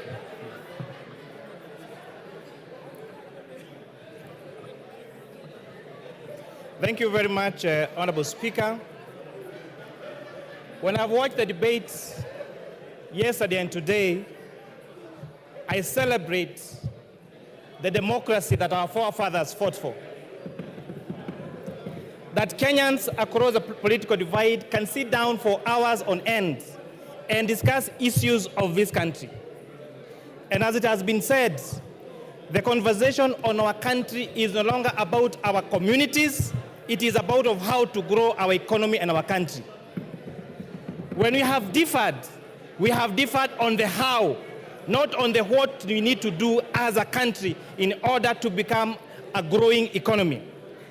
But Honorable Speaker, sadly, this debate has been skewed in a different way because of the fallacies and the lies have been told. Honorable Speaker, I have seen some members and members of the public say that the bill introduces taxation on cancer patients. I have gone through the bill word by word, clause by clause, and there is absolutely nothing on this bill that mentions about cancer patients. There's falsehoods to emotionalize our members of the public is immoral, is wrong, and it is very distasteful. We have seen a lot of contestation, especially by our young people, that there is introduced taxation on digital content creation. Honorable Speaker, this is far from truth. In fact, the bill proposes to exclude content creation that does not lead to money generation. The rejection of this bill will make our content creators worse off than they are in the current provisions of the law. The current provision of the Finance Act talks about content creation even when it is not monetized. The bill proposes to delete content creation that is not monetized, and that is a fact of the matter. So for our content creators, rejection of this bill means that you'll be worse off than we were last year or that we were in the moment. I've watched the debate on sanitary towels and diapers. Honorable Speaker, I grew up during napkin times when children used to be napped with napkins. And I've seen how diapers has revolutionized and modernized our women. A few years ago, Honorable Speaker, the quality of a good mother and a good wife was known by how well she washed the napkins for her children. They used to soak them at night with jik, with hot water, and tie their hands to wash them white. And when neighbors would pass, they would watch how white they are, and the quality of that wife and mother was based on how white those napkins are. Therefore, where we are in diapers, we have greatly revolutionized and given dignity to our wives and to our mothers. What this bill proposes is to give them more dignity by making them use diapers and sanitary towels that they can be good quality, that are affordable, and we can sustain their safety. That is why we are saying that let us use our own locally manufactured products. Honorable Speaker, how much do we hate ourselves as Kenyans that we demonize our capacity to manufacture here locally? How much do we hate our young people that would rather export these jobs to India and China and not have them here in Kenya, Honorable Speaker? We have seen the government allocate resources to ensure we have free sanitary towels for our school-going children. How much do we hate us that do we hate ourselves that we want this money to go to India and China and not to our locally manufactured, and not to our local manufacturers here in Kenya, Honorable Speaker? These arguments came last year. And Honorable Speaker, this House made two, just to emphasize, two difficult decisions. One of them was imposing import duty and excise duty on imported furniture. As we speak, Honorable Speaker, that tax and policy measure has seen the furniture being used in this country, being locally manufactured and creating jobs for young people. If you go to the big furniture shops, like tiles and carpets and the others, they have all started local assembly and local manufacture of furniture. And therefore, the furniture that we are using, courtesy of the Finance Act of 2023, is what is made here locally, Honorable Speaker. Last year, we zero-rated local assembly of mobile phones. As a result, we are producing 400,000 phones every day for the external market. Therefore, Honorable Speaker, it means and demonstrates that giving tax incentives to manufacturers leads to the growth of local manufacturing and continues with the mantle of Buy Kenya, Build Kenya. Honorable Speaker, this bill proposes to exempt pensions payment, to increase pension payments to be tax exempt for salaried people from 20,000 to 30,000. Rejection of this bill, Honorable Speaker, would mean that these pension contributions to take care of us when we get old is going to be tax exempt, and therefore Kenyans will be worse off if this bill is rejected, if the amendments as proposed in the bill. On pay as you earn, Honorable Speaker, all statutory deductions, which are housing levy, chief, and NSSF, have been proposed in the report of this committee to be tax allowable for pay as you earn. Rejection of this bill as amended by this committee would mean that our salaried Kenyans would have less disposable income to take home if this bill as amended is going to be rejected. Honorable Speaker, on the ease of doing business, if you have sales that are that are above 5 million shillings, you are subject to VAT registration. This bill and the report of this committee recommends increasing this from 5 million to 8 million shillings. Therefore, rejection of this bill will, as amended by the committee will make it more difficult for our businesses. Honorable Speaker, you heard the complaints on eating systems last year for our avocado farmers and for the young traders. This bill, as proposed with the proposed amendment by the committee, is exempting subsistence farmers and SMEs with a turnover of less than 1 million shillings from... Yes, order. Jared Okello, what is the point of order? And under what standing order are you raising? Give him the mic. I thank you very much, Honorable Speaker. I rise on a point of order number 91. Honorable Speaker, there is a pattern that is developing into this House that each time we come up with objectivity on a matter such as this, we are being told that CDF will be reduced, there will be no Kera roads. This kind of blackmail must stop, Honorable Speaker. We must always What is out of order? What is out of order is what the chair of the Finance Committee is telling us, Honorable Speaker, that it will reduce even issues of this House, Honorable Speaker. But I also reject this bill in total in line with Nyando. Order, Jared. That is called rigging. Finish up, Kimani. Thank you, Honorable Speaker. So saying that, Honorable Speaker, this bill, the challenges that I have had on ITIMs and the complaints by our farmers and our SMEs has made this committee recommend the removal of the requirement of registration for ITIMs for farmers and has advocated for what we call reverse invoicing and the reduction of this of the threshold for registration to those with a turnover of 1 million shillings. Honorable Speaker, this is going to lead to a more ease of doing business, Honorable Speaker. On the matter of internet and all this space around internet, Honorable Speaker, this bill proposes to increase investment deductions for fiber, for identifiable rights to the fiber optic cable and spectrum license by a telecommunication operator by 10%. This is going to enhance availability and the rollout of fiber optic and internet connectivity to the whole country, Honorable Speaker. Lastly, I know the generation behind us is used, their quickest mode of communication is platforms like TikTok and Instagram. Honorable Speaker, if you check that platform, the reels are very short, and therefore the way of communication is sensationalized. I'm really urging our young generation, the people that are calling me on my phone, I took my lunch break yesterday and my lunch break today to return all the calls I got to my phone. And I was asking them, you are telling me to reject tell me what you want to reject in this bill. Then they say, we have a katatu.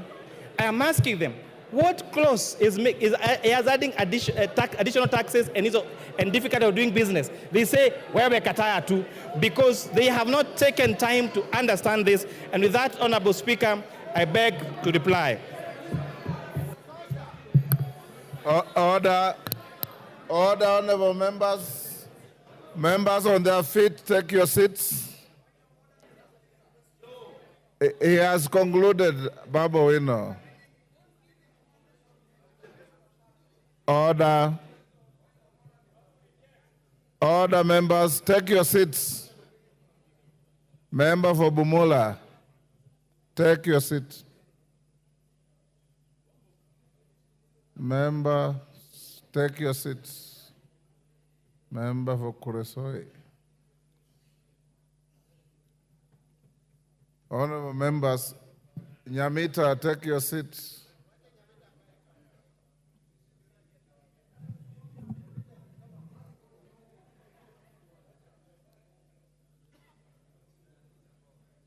Honorable Nyamita, you can't be strolling around the house when you are being told to take your seat.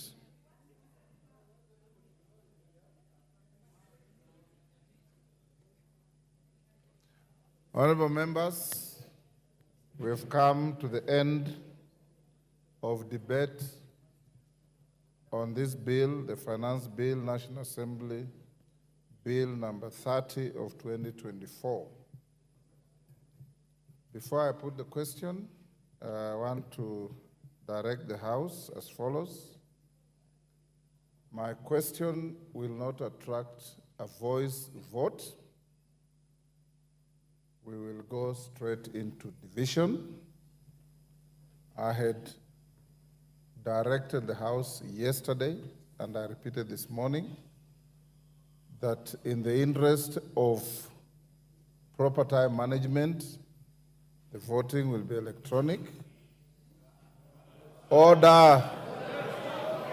Order. Order. Order. Honorable Kajwang. Honorable Kajwang, you are my junior but a senior lawyer. And I expect a lot more from you. Honorable members, the Speaker can read the mood in the House. I don't want to give anybody an excuse to go and play to the gallery. Whether you vote electronically or you vote manually, the result is the same. Order. Order. Order. I have consulted with your leaders. Order, I've consulted with your leaders, and they do not have a hard feeling either way. Order. Order. Order. Order. Consequently, I'll put the question. I'll direct thereafter the division bell to be rung for 5 minutes. The whips, if your members are still loitering out there, you have 5 minutes to get them into the House. Within the 5 minutes, the whips on either side, bring your two tellers, and we will then close the bar and go into manual voting.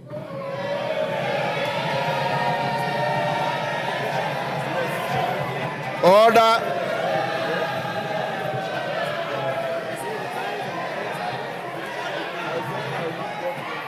Order. Order, honorable members. Order. Order. I now put the question. I'll now put the question, which is that the Finance Bill National Assembly Bill number 30 of 2024 be now read a second time. As members of that opinion say aye. As members of the contrary opinion say nay.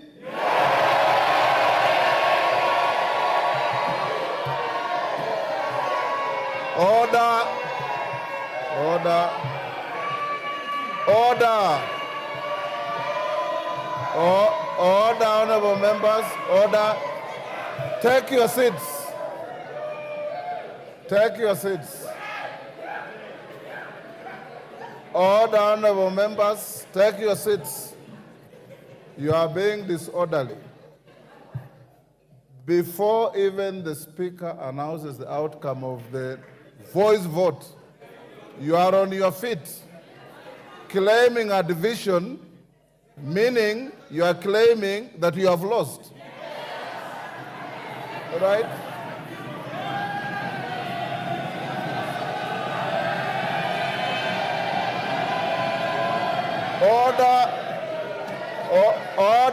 Order, Millie Odhiambo. In my many years in this house, I've never heard of the winner claiming a division. It's only the losing side that claims a division. So why are you demonstrating this? I put the question again. Order. I'll now put the question again, which is that the finance bill, I like the comic relief in the House, which is that the finance bill, National Assembly Bill number 30 of 2024, be now read a second time. As members of that opinion say aye. Aye. Will those of the contrary opinion say nay?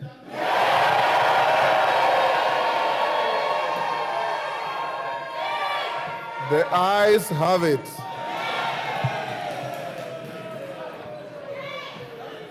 Order, take your seats. Take your seats. Take your seats. Order, honorable members. Order, take your seats. Order, take your seats. Order, Mwango, take your seat. Honorable Mwango. The claim for a division is overwhelming. We don't need to count. I now direct that the division bell be rung for 5 minutes. Junet and Osoro provide 2 tellers each, and after 5 minutes, we'll cross the bar and go to a roll call vote.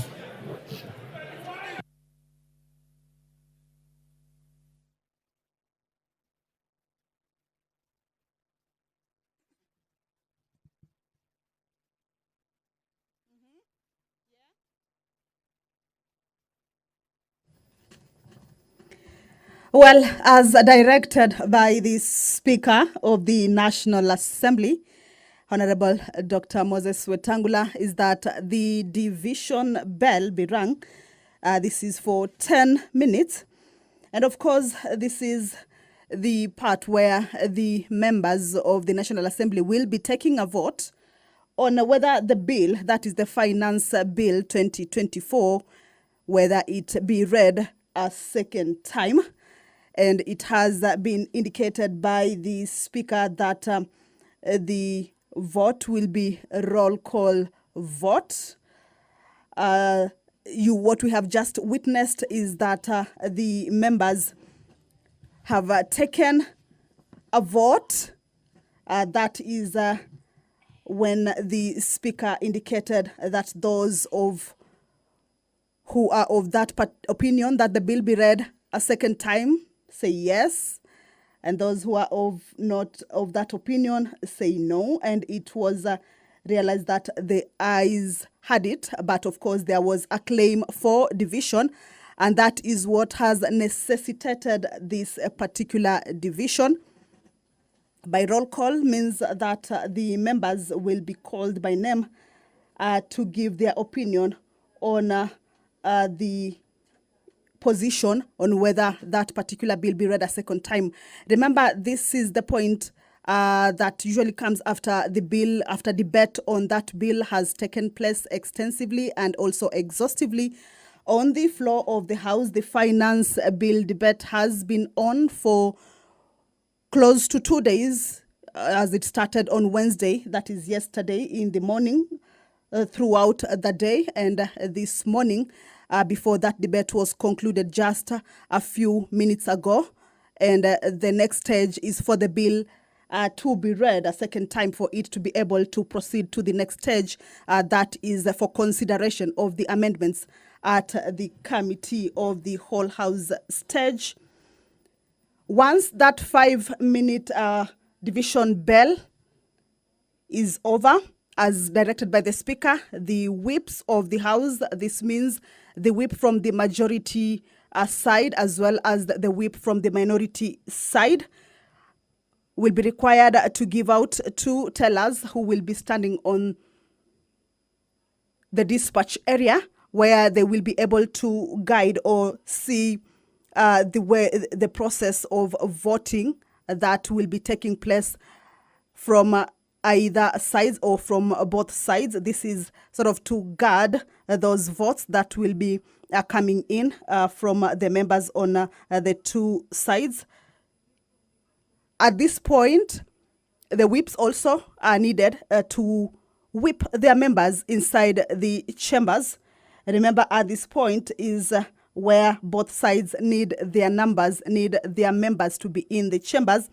As you can see, the House is fully occupied, or we could say the members have come out in their numbers, of course, to give their position on this bill. There have been contentious clauses on the bill, and therefore Kenyans out there, of course, are looking at which way the members will be taking their way with regards to this particular bill. Once the 5 minutes division bell is over, the doors will be closed and the bars drawn.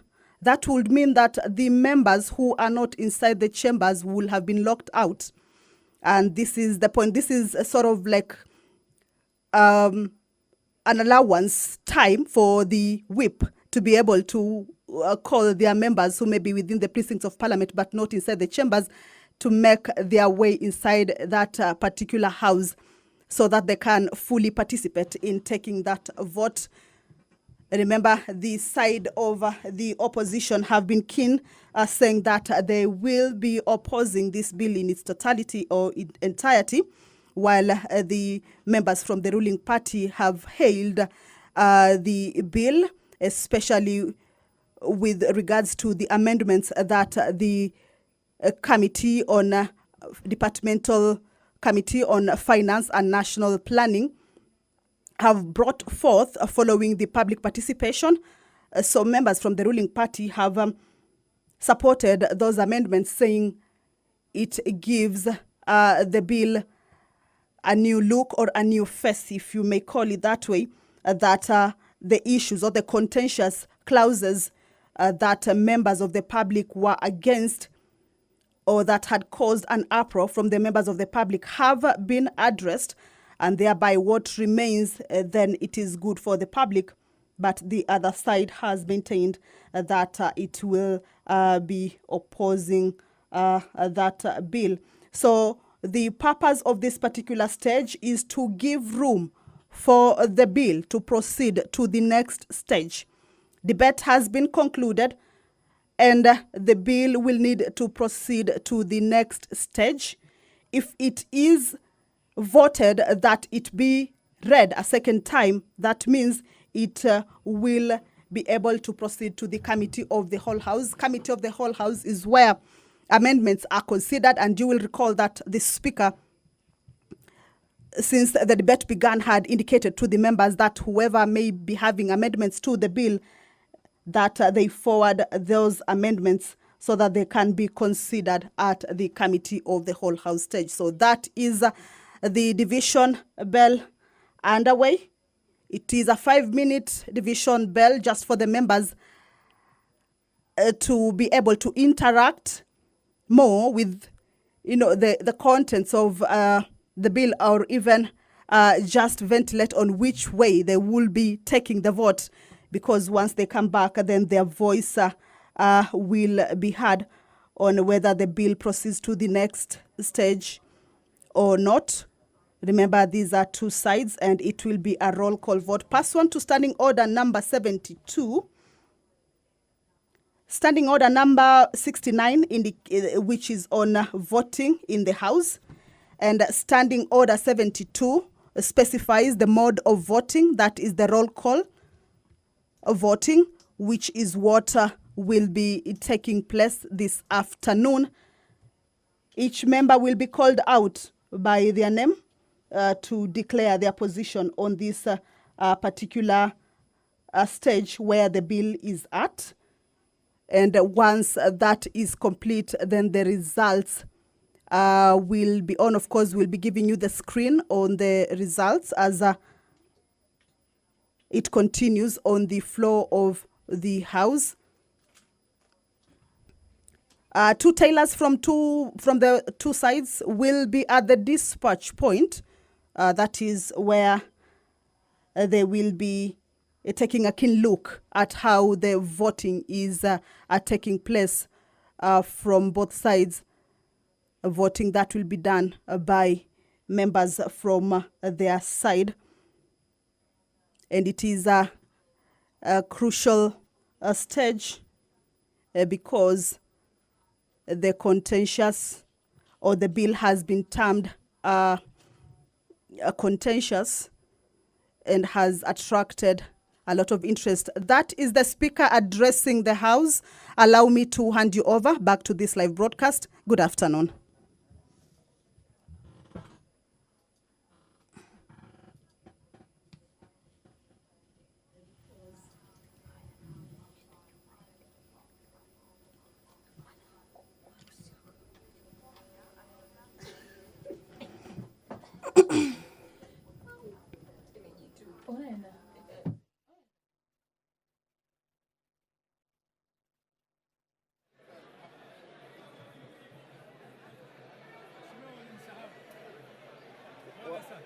Wakubwa wenu walisema tufunge. Oh, sorry. Sits.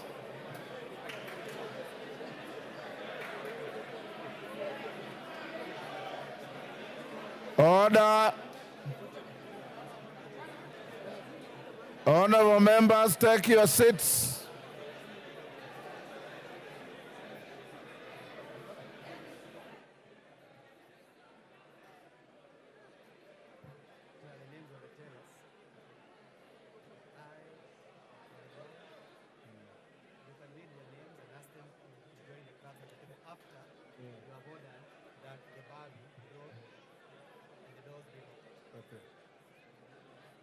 Are there still members behind here? Are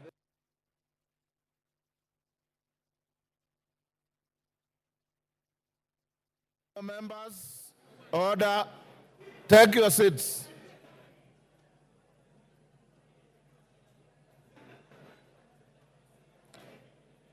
Honorable members, take your seats. Honorable Madenge, take your seat. Take your seats.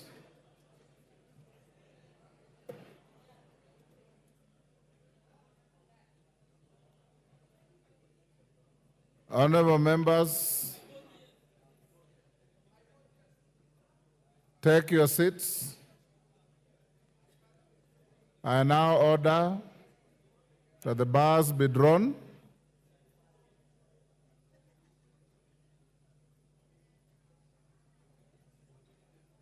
Doors be locked.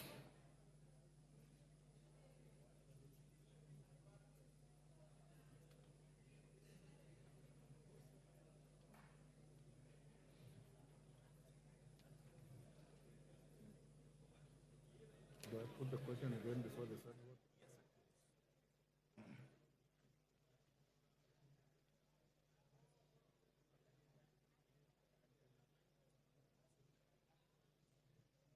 vote? Honorable members, take your seats.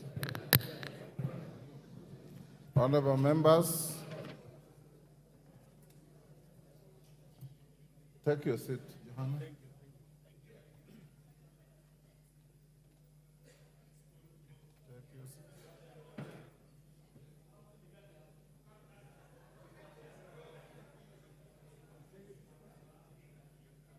Lindikiri, take your seat.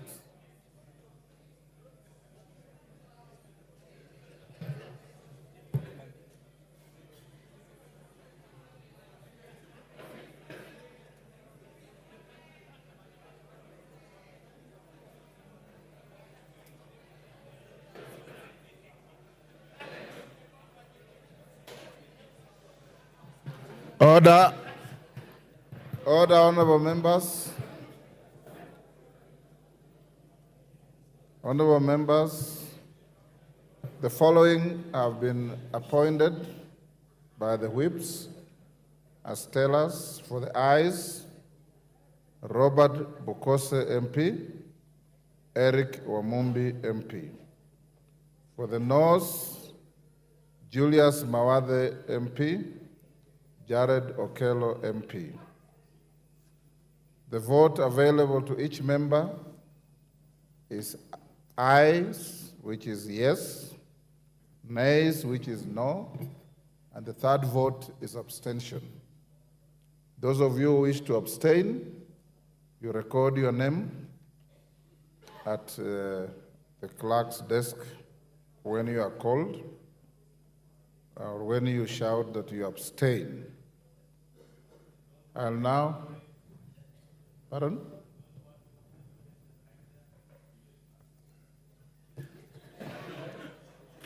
Order, Didymus. I know that we have locked the doors out there.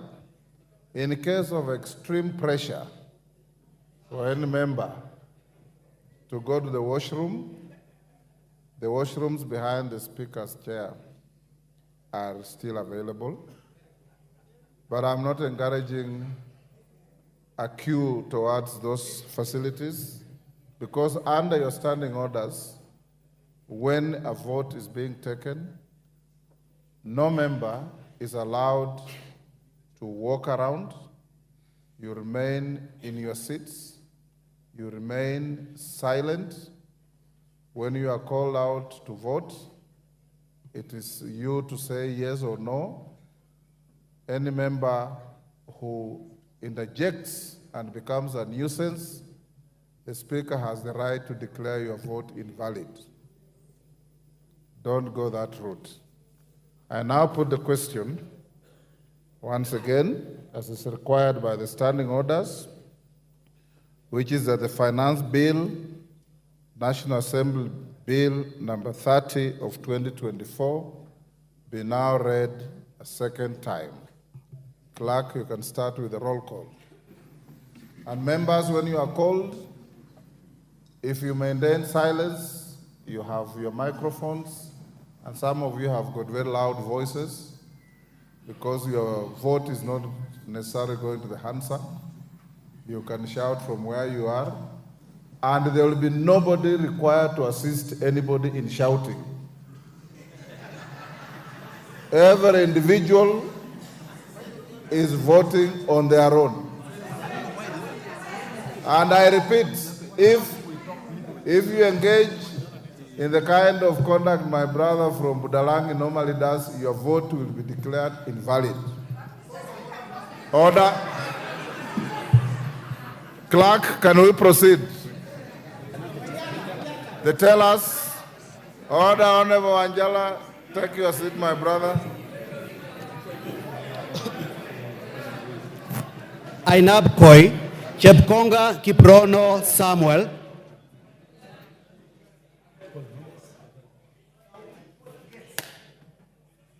Ainamoi Langat Benjamin Kipkrui. Aldai Kitani Marian Jebet. Alego Usonga Atandi Samuel Onunga. Awendo Owino John Walter. Bahati Mrembo Irene Njoki. Bahati Mrembo Irene Njoki.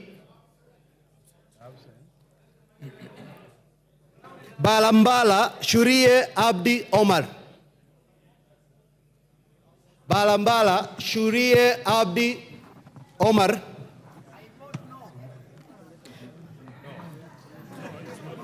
Baringo County. Order.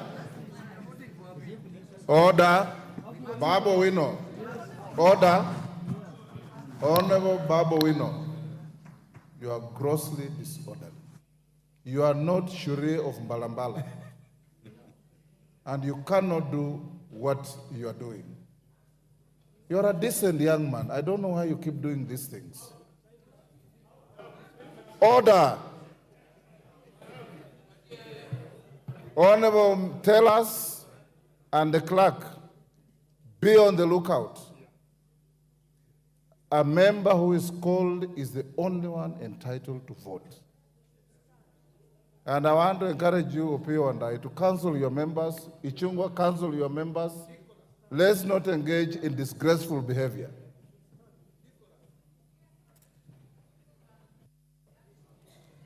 Baringo County. Balambala Shurie Abdi Omar. Baringo County, Sergon Florence Jematia. Baringo Central, Kandie Joshua Kipiegon. I vote yes. Baringo North, Kipkoros Joseph Maglap. Baringo South, Kamuren Charles. Belgut, Koech Nelson.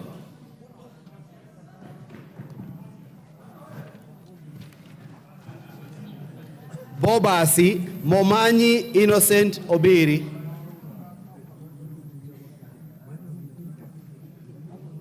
Bamachoge Borabu, Barongo Nolfason Obadia. Bamachoge Chache, Alpha Miruka Undieki.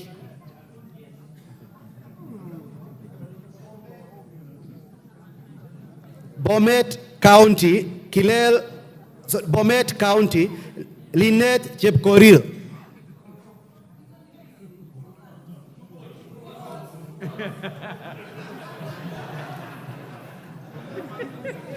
Bomet East, Yegon Richard Kipkemoy.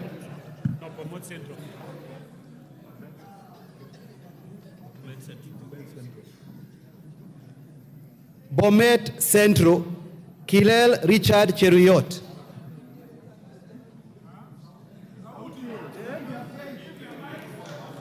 Bonchari, sorry, let me repeat, allow me. Bomet East, Yegon Richard Kipkemoy. Bonchari, Mamwacha Onchoke Charles. Bondo, Ogola Gideon.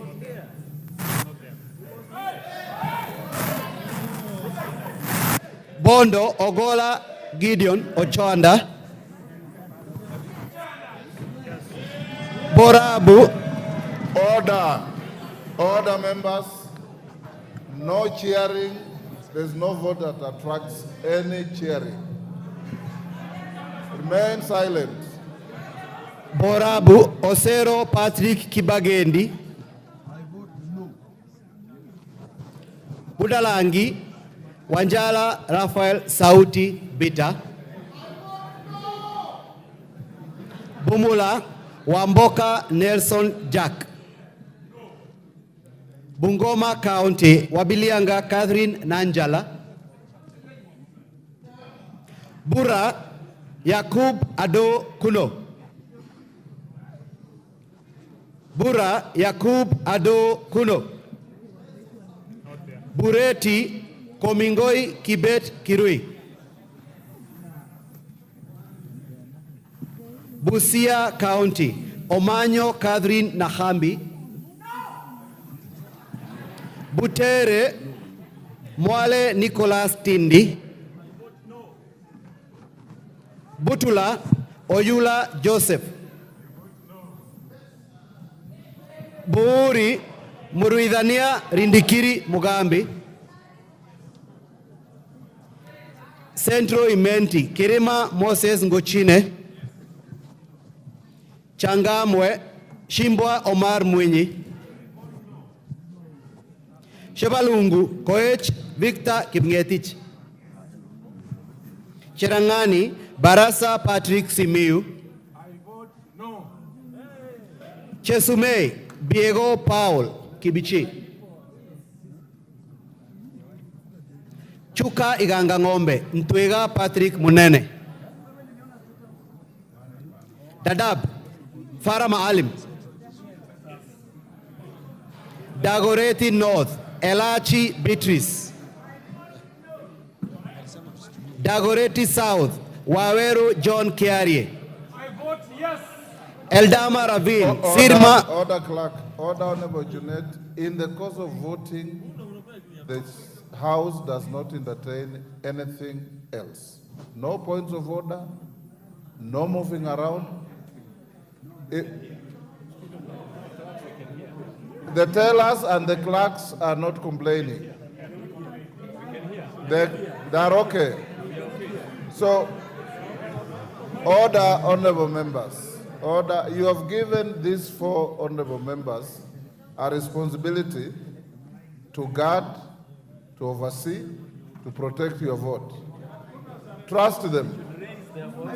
Any member who has a stress in his voice or her voice that needs a mic, is a portable mic, but continue the way you are doing. Eldama Ravine, Sirma Musa Cherutich. Eldas, Kinan Adan Welie. Elgeo Marakwet, Jepto Ngerechei Caroline. Embakasi Central, Gadiro Majadong Benjamin. Embakasi Central, Gadiro Majadong Benjamin. Embakasi East, Babu Owino Ongili. Babu Owino Ongili.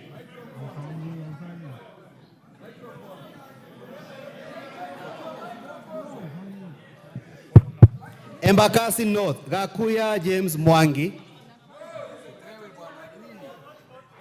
Embakasi North, Gakuya James Mwangi.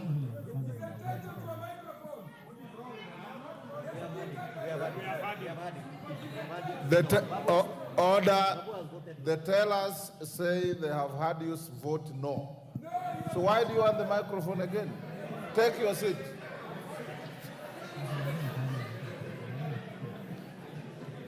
Embakasi North, Gakuya James Mwangi. Embakasi South, Mawade Julius Musili. On behalf of Embakasi South people, I vote no. Embakasi West, Mwenje Mark Samuel Mureithi. Embu County, Double N Pamela Njoki. Mgwen, Lelmegit Joses Kipto. Emuhaya, Omboko Milemba. Emurwa Dikir, Johanna Ngeno. Endebes, Pukose Robert. Yes. Fafi Yakub Farah Sala. Fafi Yakub Sara. Yes, voted yes. Funyula Oundo Wilberforce Jambo. Galole Hiribaye Said Buya.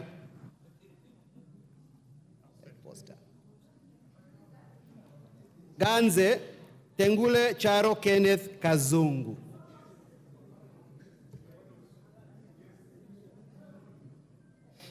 Garissa County, Siad Udgon Amina.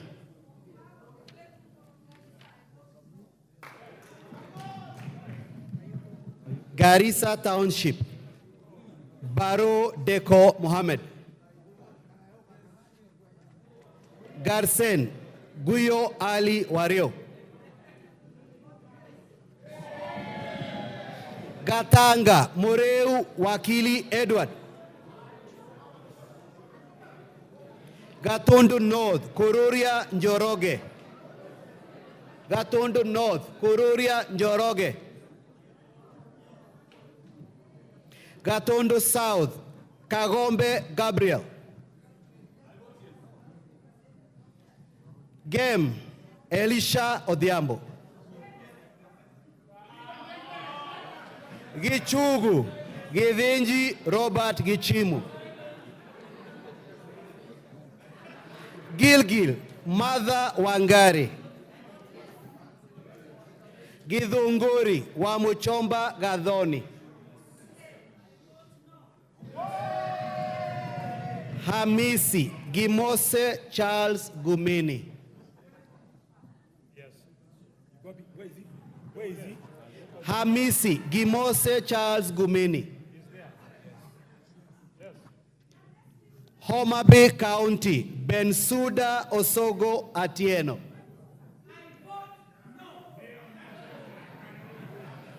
Homa Bay Town Kaluma George Peter Opondo. Igembe Central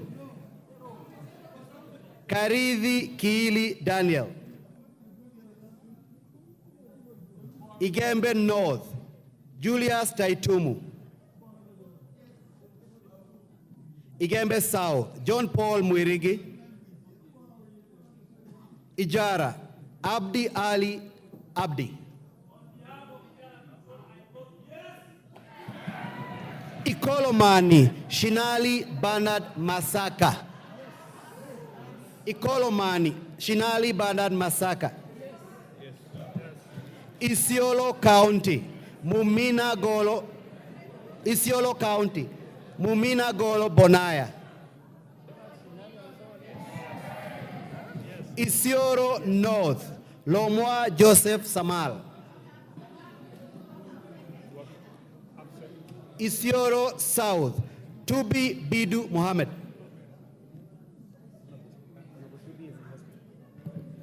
Honorable members, your colleague Honorable Tubi of Isiolo South is recuperating in Nairobi Hospital. I talked to him this afternoon. Let's pray for him. There is no vote for him. Go. Jomvu Badibadi Twalib. Juja Koimbori George. Juja Koimbori George.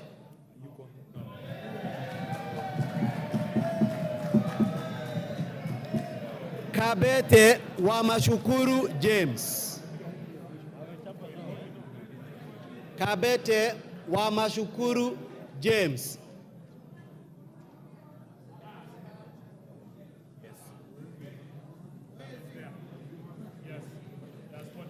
Kabondo Kasipul. Eve Obara Akinyi. Kabuchai Kalasinga Wekesa Majimbo.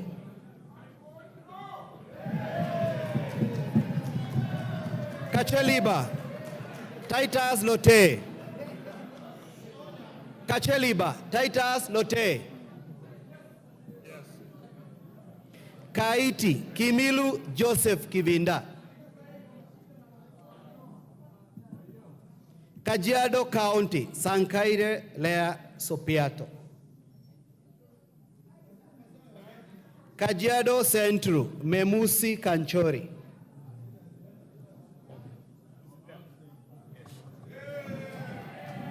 Kajiado East Kakuta Maimai.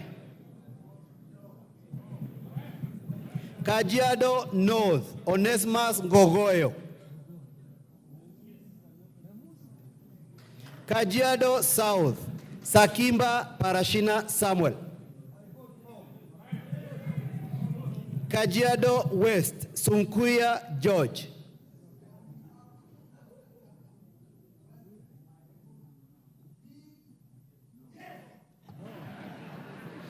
Kakamega County, Elsie Muhanda. Kakamega County, Elsie Muhanda. Kaloleni, Katana Paul Kahindi. Kamukonji, Hassan Abdi Yusuf. Kandara, Chege Njuguna. Kandui, Makali John. Kangema, Peter Irungu Kihongi. Kangundo, Fabian Chule Muli. Kapenguria, Moroto Samuel Chumel. Kapsaret, Oscar Sudi.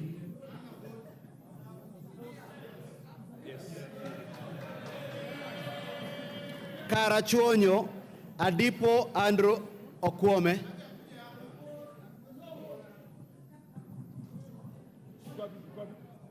Kasarani, Karauri, Ronald Kamuiko. Kasipul, Were Charles Ongondo.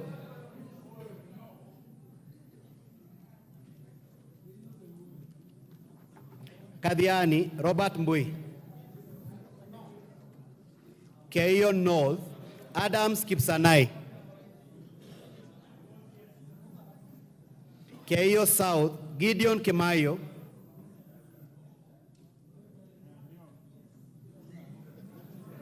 Kericho County, Beatrice Kemei.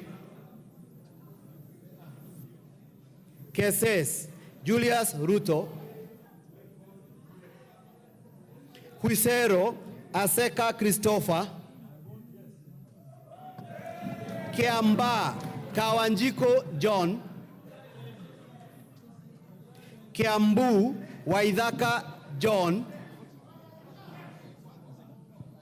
Kiambu County, Wamuratha Ann Wanjiku. Kibra, Peter Orero. Kibwezi East, Jessica Mbalu. Kibwezi West, Mutuse Mwengi. Kieni, Wainaina Njoroge. Kigumo, Joseph Munyoro. Kiharu, Ndindi Nyoro. Kikuyu, Anthony Kimani Ichungwa. Kilgoris, Julius Sunkuli. Kilifi County, Gertrude Mbeyu.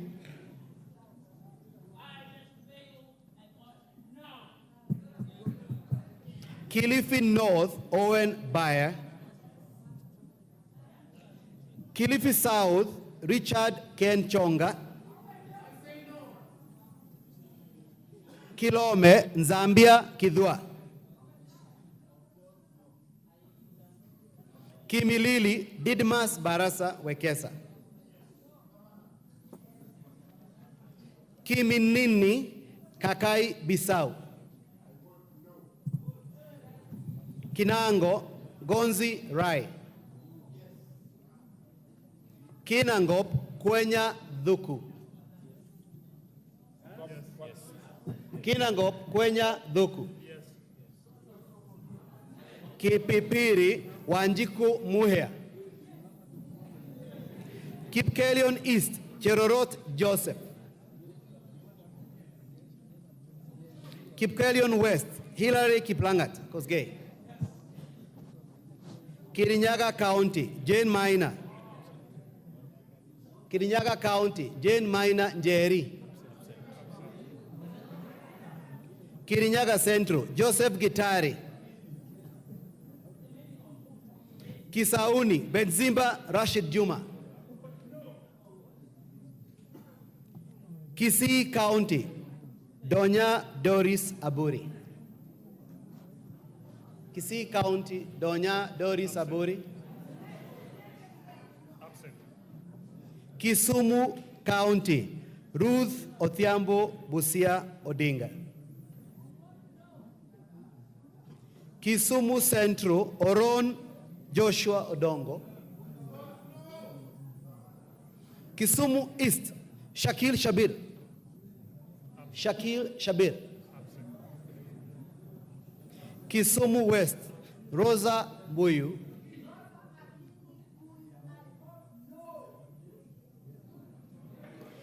Kitui County, Kasalu Irene Mudhoni.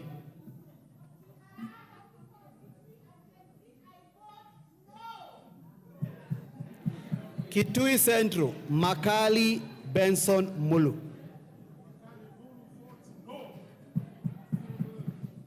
Kitui East, Nimrod Mbai. Kitui Rural, Mboni Mwalika. Kitui South, Recho Nyamae Kaki. Kitui West, Edith Nyenze. Kitutu Chache North, Japheth Nyakundi Mokaya. Kitutu Chache South, Kibagendi Anthony. Kitutu Masaba, Gesairo Clive Ombane.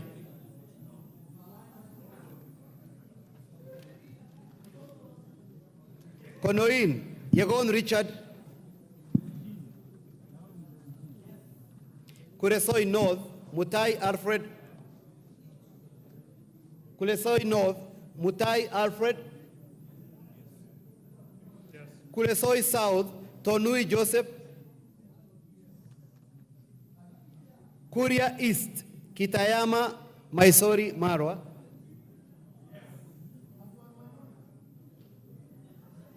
Kuria West, Mathias Robi. Kwale County, Fatuma Masito Hamisi. Kwanza, Fanidad Wanyonyi. Lafe, Abdurrahman Mohamed Abdi. Lafe, Abdurrahman Mohamed Abdi. Lagdera, Mohamed Hussein Abdikadir. Yes. Laikipia County, Jane Kagiri. Laikipia East, Kyunjuri Festus. Laikipia North, Sarah Korere.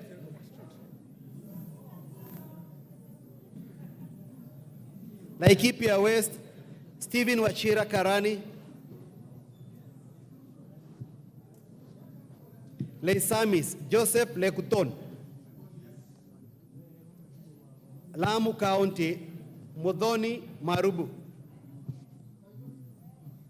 Lamu East, Rueda Obo. Lamu West, Stanley Mudhama. Langata, Felix Adiwol Kothe. Lari, Kahangara Joseph. Likoni, Mishi Mboko. Likuyani, Innocent Mugabe. Limuru, John Chege Kiragu.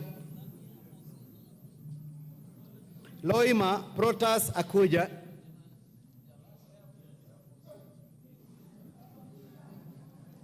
Luanda, Dick Maungu.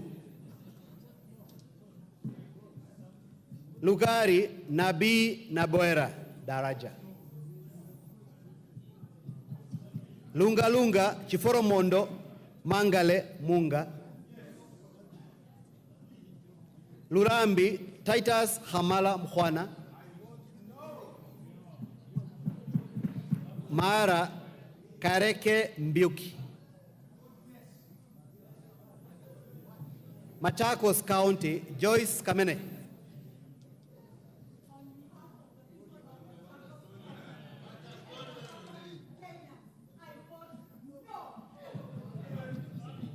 Machakos Town, Caleb Mule.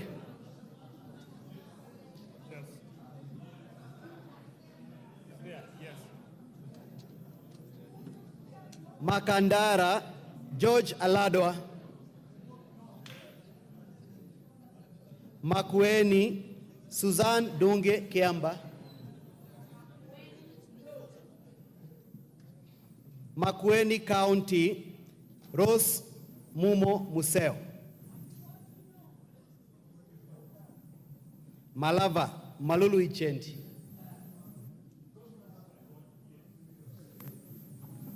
Malindi, Amina Munyanzi. Mandera North, Sheikh Bashir Abdurai. Mandera County, Umuhel Kasim.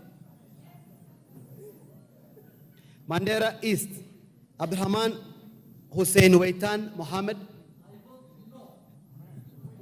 Mandera South, Abdul Ibrahim Haro. Mandera West, Yusuf Adan Haji. Mandera West, Yusuf Adan Haji. Manyata, Mukunji John.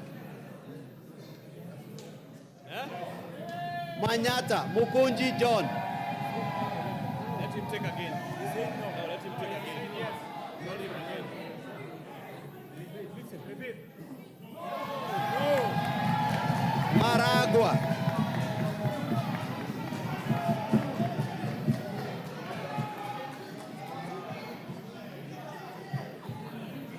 Maragua, Wamaua Njoroge.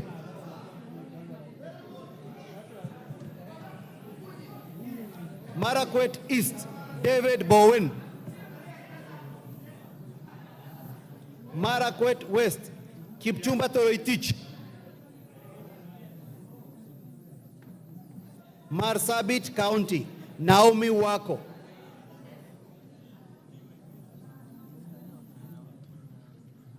Masinga, Joshua Mwalio.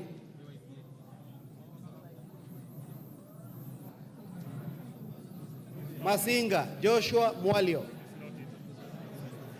Matayos, Joyfrey Odanga. Madare, Antonio Roach.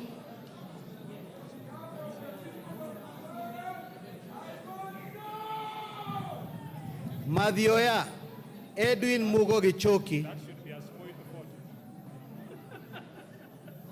Madira, Eric Mwangi Kahogu. I vote yes. Matuga, Kasim Sawa Tandaza. Yes. Matungu, Nabulido Peter Oscar. Yes. Matungulu, Stephen Mule. Mavoko, Patrick Kingola Macau. Mbere North, Geoffrey Kariuki Kiringa. Yes. Mbere South, Nabat Bernard Muriuki.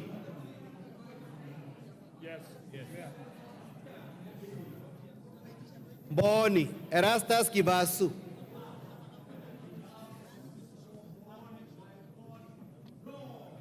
Meru County, Elizabeth Kailemia Karambu.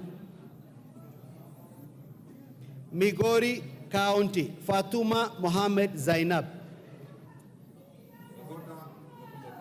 Order members. Baba, we not go back to your seat. Go back to your seat. Honorable members, exercise some decorum. Junaid Mohammed, who is the chief whip of the minority, has not notified the Speaker of the change of any teller.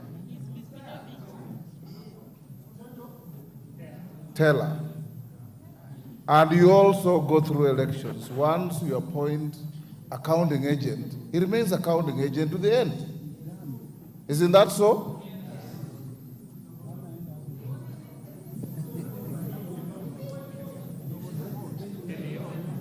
Mogotio, Kiborek Ruben. Moiben Barto Phyllis, Molo Kuria Francis Kimani,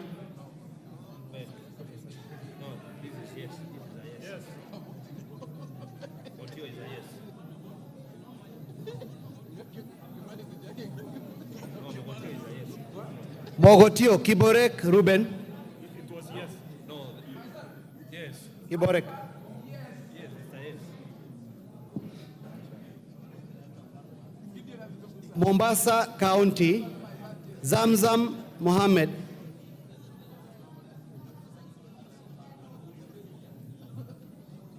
Mosop Abraham Kirwa.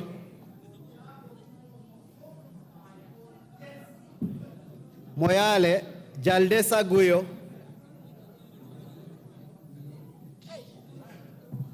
Msambweni Salim Faisal. Mount Elgon Fred Kapondi. Muhoroni Koyo James. Mukurweini Kaguchia John. Mumias East Salasia Peter. That is a spoiled vote. Spoiled.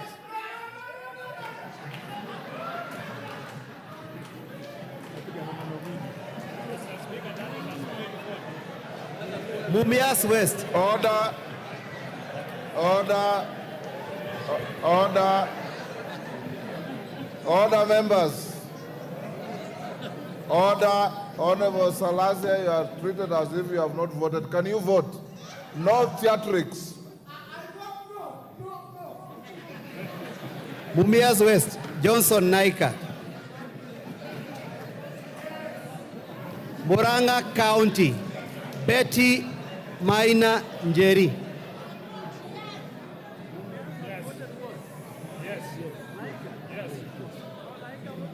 Mvita Machele Mohammed.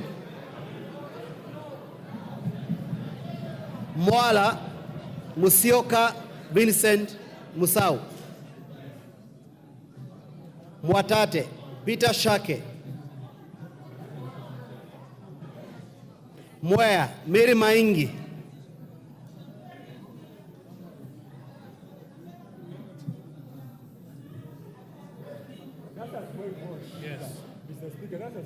Mwingi Central. Members, avoid making speeches when you vote. Where can you vote? Mary Maingi. Okay. Mwingi Central, Muliungi Gideon Mutemi. On behalf of Mwingi Central, I vote no. Mwingi North, Nzengu Paul. Mwingi West, Charles Nguna. Nairobi County, Pasari Zesta. Now that is another spoiled vote. Order.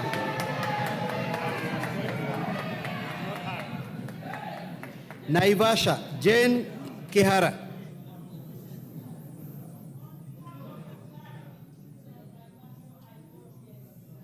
Nakuru, Chelule Liza.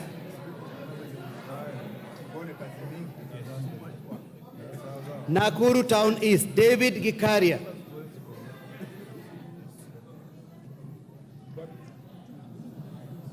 Nakuru Town West, Samuel Arama. Nambale, Godfrey Mulanya.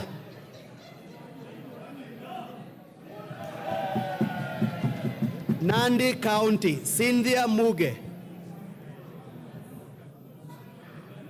Nandi Hills, Bernard Kitur.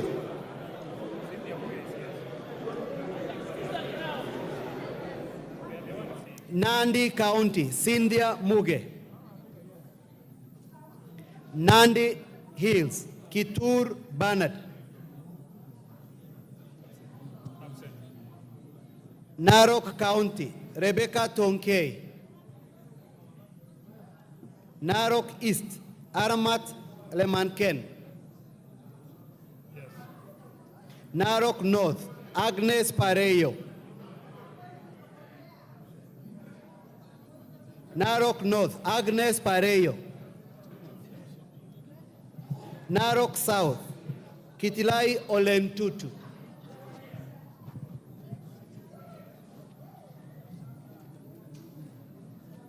Narok West, Gabriel Tongoyo. Navajolo, Emmanuel Wangwe. Daragwa, George Gachagua. Ndiwa, Martin Peters Owino. Ndia, GK Kariuki Macharia.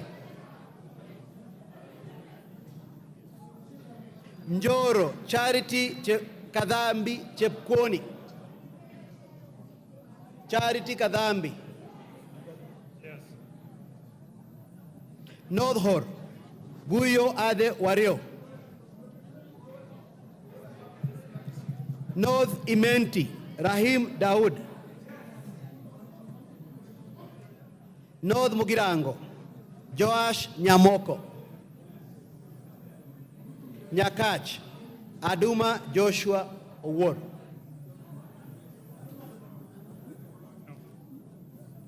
Nyali, Muhammad Ali. Nyali, Muhammad Ali. Nyamira, Jerusha Momanyi. Nyandarua County, Faith Gitau. Nyando, Jared Okelo. Nyando, vote no. Nyaribari Chache, Zahil Janda. Nyaribari Masaba, Daniel Manduku. Nyatike, Tom Boya Ondege. Nyeri County, Rahab Mukami.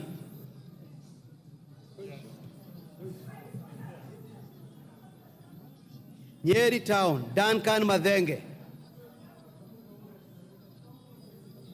Oljororok, Michael Muchira. Ol Kalau, Kiaraho David. Odaya, Michael Wainaina. Pokot South, Kosing David.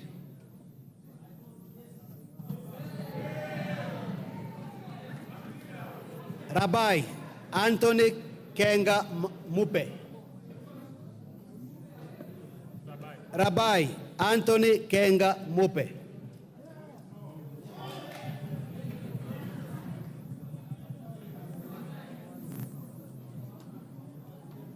Rangwe Gogo Lilian.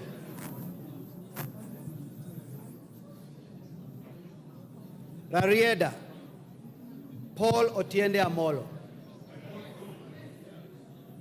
Rongai Paul Kibet Jebor. Rongo Paul Abor. Roy Sambu Mwafrika Kamande.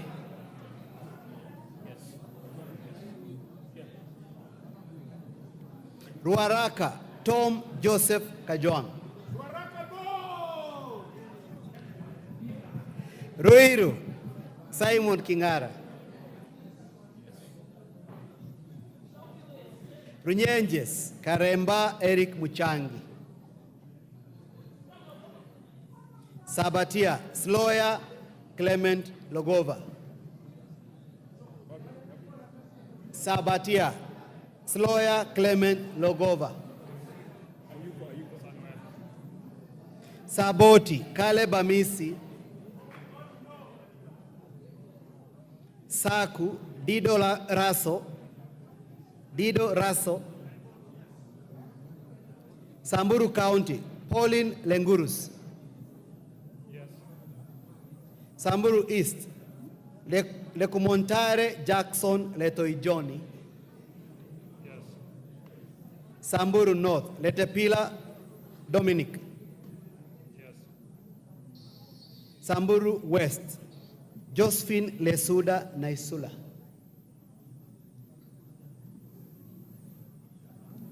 Josephine Naisula Lesuda.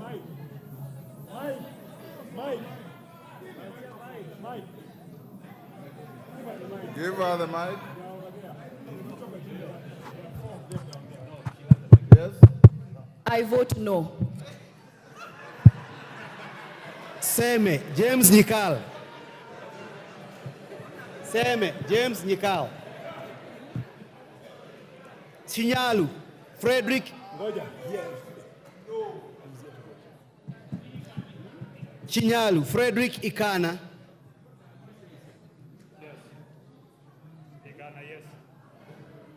Seme Frederick, sorry.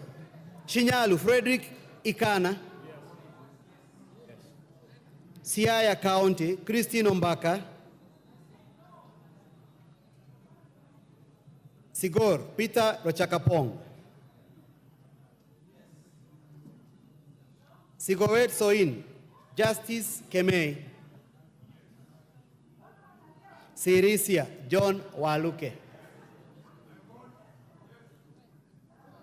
Sotik, Francis Sigei.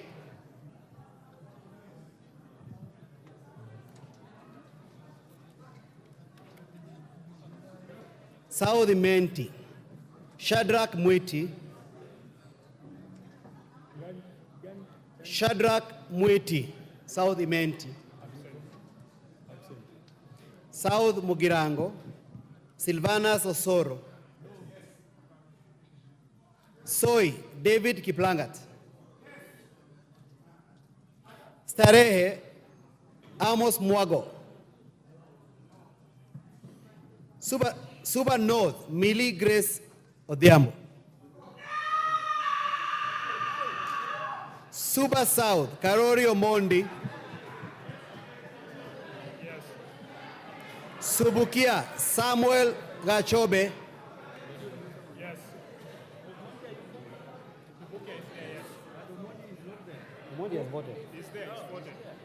Suna East, Junet Mohammed. Suna West, Francis Masara.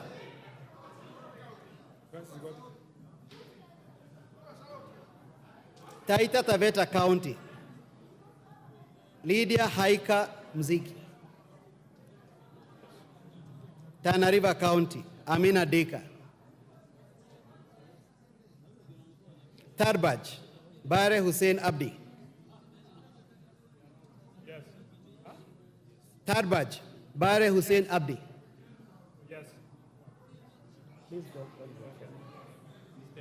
Taveta, John Okano Bwire. Teso North, Oku Kaunya.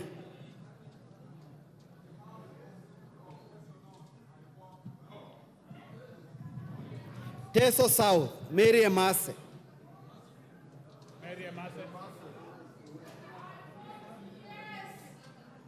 Teso South, sorry, Tetu, Joyfree Wandeto. Joyfree Wandeto. Daraka, George Murugara.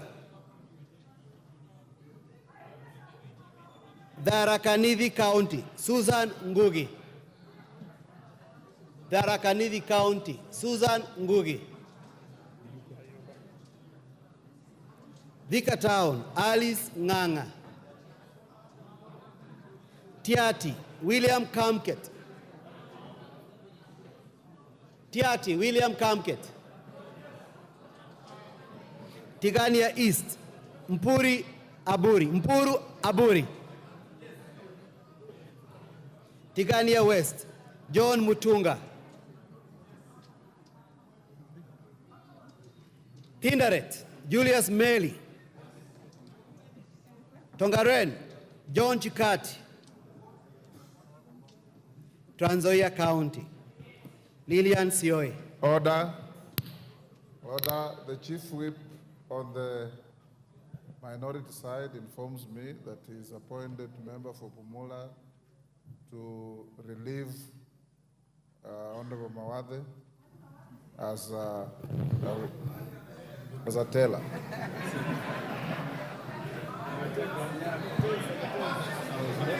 Trans Nzoia County, Lilian Sioi.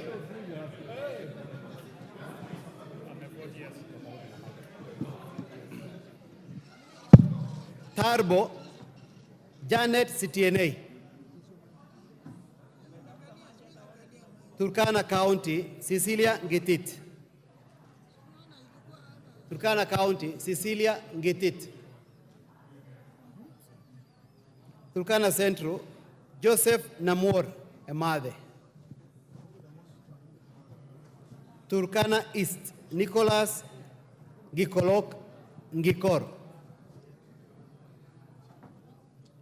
Turkana East, Nicholas Ngikolong Ngikor. Turkana North, Paul Ekom Nabuin.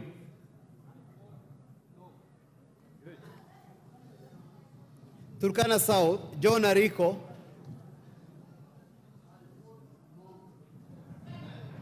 Turkana West, Nanok Daniel.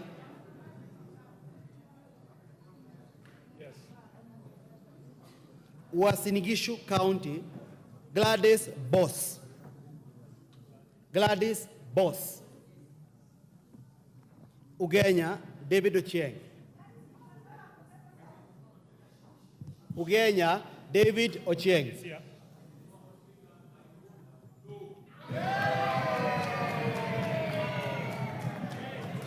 Ugunja,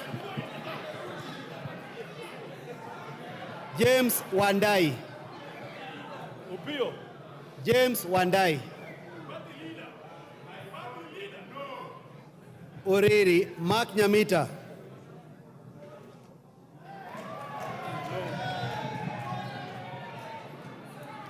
Vihiga, Ernest Kivai Kagesi. Vihiga, Ernest Kivai Kagesi. Vihiga County, Beatrice Adagala. Beatrice Adagala. Voi, Abdi Chome. Wajir County, Fatuma Deho. Wajir County, Fatuma Deho. Wajir East, Daud Adan Mohammed. Wajir East, Daud Adan Mohammed. Wajir North, Abdi Saneh. Wajir South, Ado Mohammed. Wajir South, Abdi Mohammed. Ado. Yes. Yes. Wajir West, Farah Yusuf Mohammed. No. Webuye East, Martin Pepela Wanyonyi.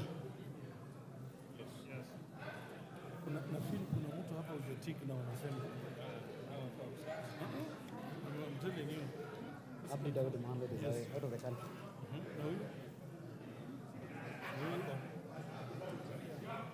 Webuye East, Daniel Wanyama. West.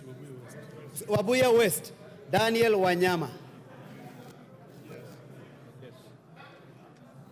West Mugirango, Stephen Mogaka.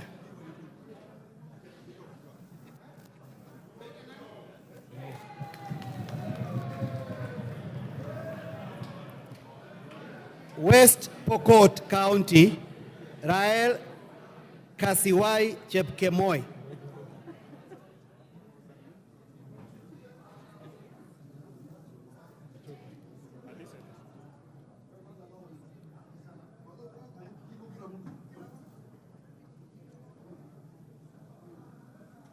Okay, give it. West Pokot, Kasiwai Rael Chepkemoi. West Pokot, Kasiwai Rael Chepkemoi. She's there. Yes. Yes. Yes. Westlands, Wetangula Timothy Wanyonyi. Wundanyi, Mwakuona Danson Mwashako.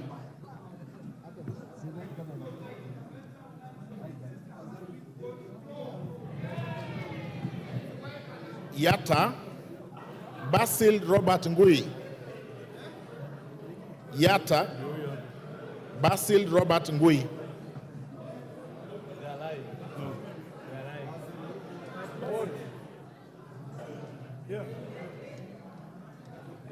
Ali Abdisirat Khalif.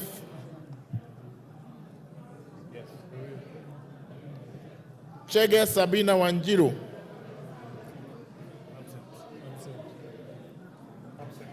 Dina Joseph Hamisi. Harun Suleka Hulbale. Ikiara Dorothy Modoni.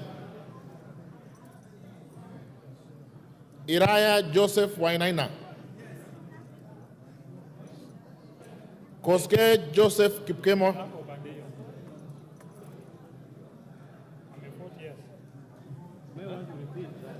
He's at the corner there. At the corner there. Okay. No, Koske. Okay. I will repeat. Koske Jackson Kipkemo. He's there. Yeah. Mayaka Irene Nyakerario.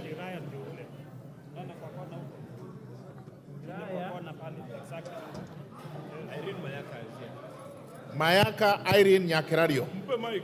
Vote. Sema tu. No, give her mic.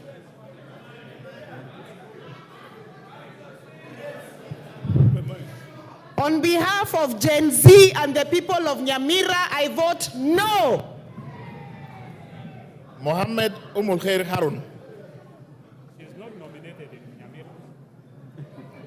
That is a spoil for her. She's here. Mic. Mpe mic.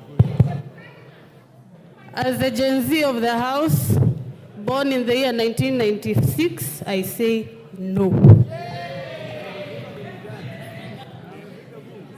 Teresia Wanjiru Mwangi. Teresia Wanjiru Mwangi. Okay. John Mbadi Ngongo.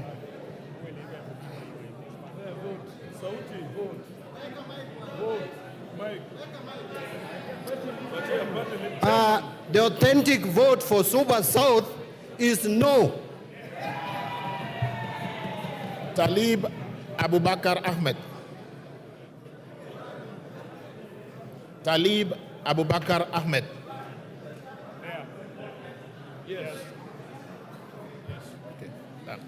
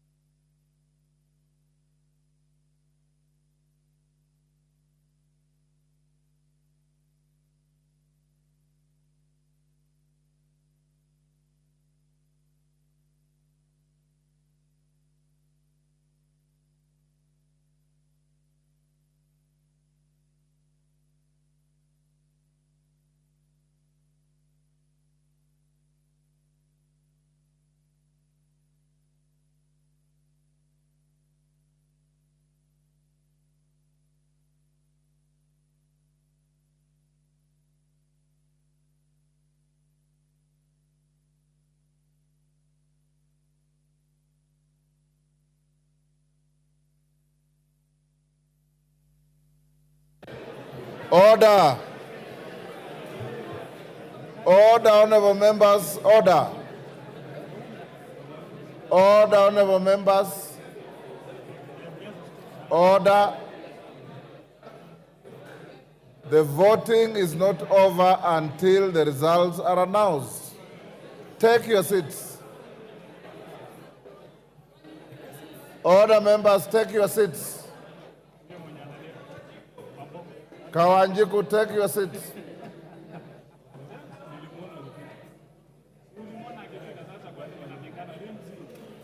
Order. Honorable members, the tellers are not sure whether Honorable Sane voted or not. He's coming to confirm.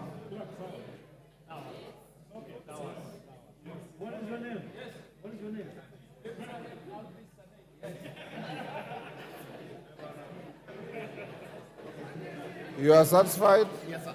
Yes, sir. Okay, Sane, take your seat.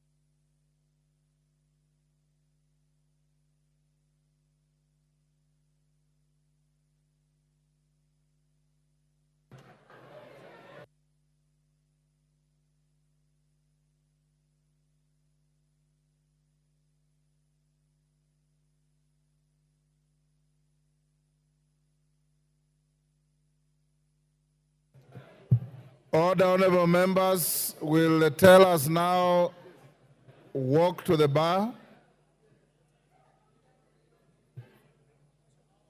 Will the tellers walk to the bar?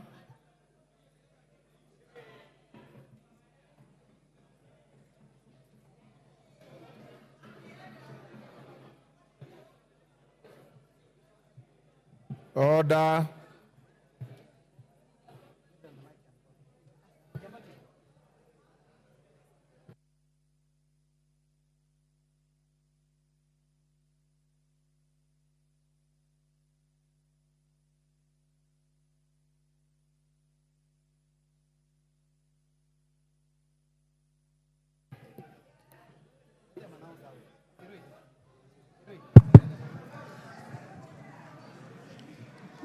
Honorable Speaker, the division on the second reading of the Finance Bill 2024 voting, the ayes 204, nays 115, abstention, Order. abstention 0. Aye.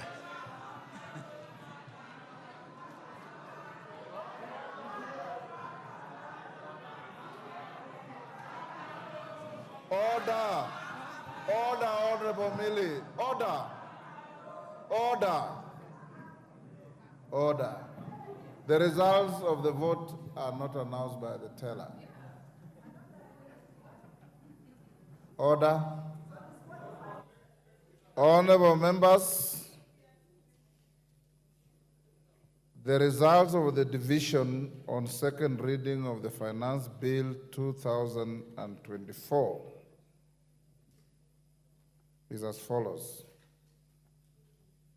Ayes 204, nays 115, abstentions nil, so the ayes have it.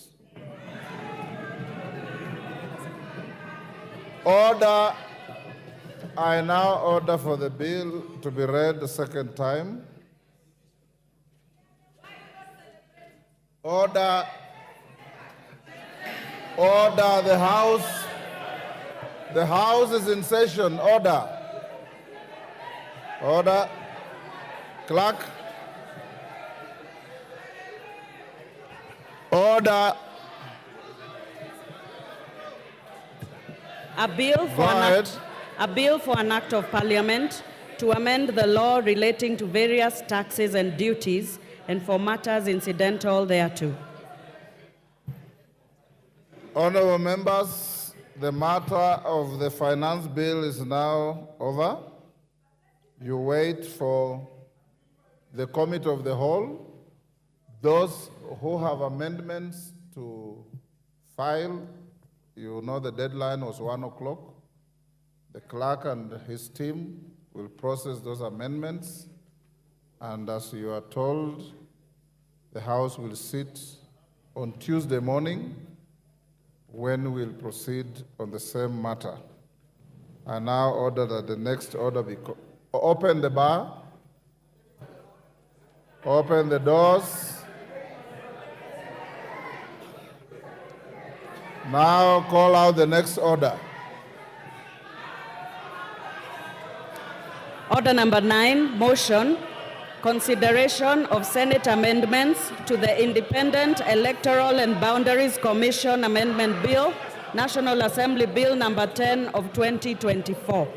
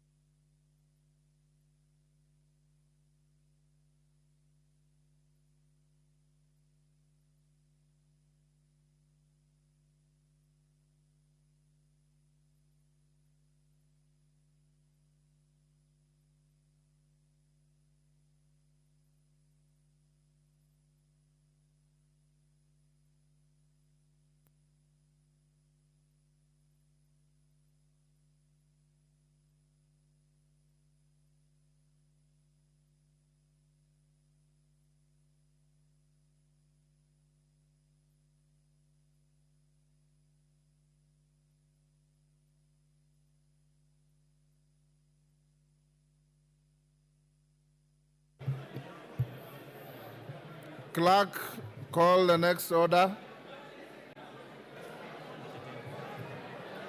Order number 9, motion, consideration of Senate amendments to the Independent Electoral and Boundaries Commission Amendment Bill, National Assembly Bill number 10 of 2024.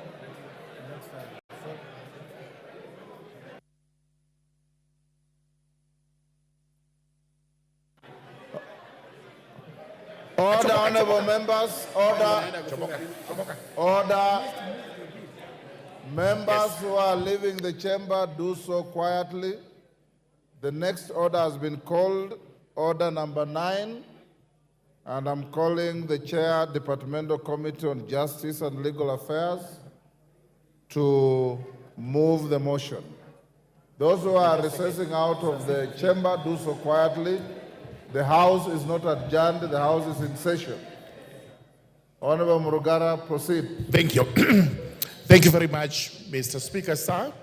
I beg to move that the Senate amendments to the Independent Electoral and Boundaries Commission Amendment Bill, National Assembly Bill number 10 of 2024, be now considered. Honorable Speaker, this House considered the Independent Electoral and Boundaries Commission Amendment Bill and passed it with amendments, and thereafter it was forwarded to the Senate for consideration. I wish to report that the Senate considered the bill and returned it with some proposed amendments, which proposed amendments the Justice and Legal Affairs Committee did consider and prepared a detailed report in which it actually agreed with the Senate in the proposals. In essence, it means that the National Assembly should now agree with the Senate on the proposed amendments, in which case then we would amend the bill as proposed by the Senate, and after that we would actually pass it ready for assent. The reason why the Justice and Legal Affairs Committee agreed with the Senate is that the proposed amendments are not major amendments as such, but are proposals that since the IEBC Act is supposed to be considered by the two houses, the bicameral houses, where we have made a provision for the National Assembly, then there is also a mention of the Senate. It would have been tidier if the Senate had proposed that we delete the National Assembly and substitute therefore with the word Parliament. But since we are not supposed to touch this bill in any other way so as not to necessitate mediation, we entirely agreed with the Senate and are now in agreement, and we do propose that we move to the Committee of the Whole House, where the proposed amendments will be considered, and once passed or adopted by this House, the bill will have passed through the two houses and will be ready for assent. Honorable members, please resume your seats. Honorable Madam Speaker, therefore I do beg the House to agree with the proposed amendments by the Senate, and we move on to the Committee of the Whole House. With those remarks, I beg to move and request the Honorable Chepkonga, the Honorable Member for Anabukoi, to actually second. I would have given.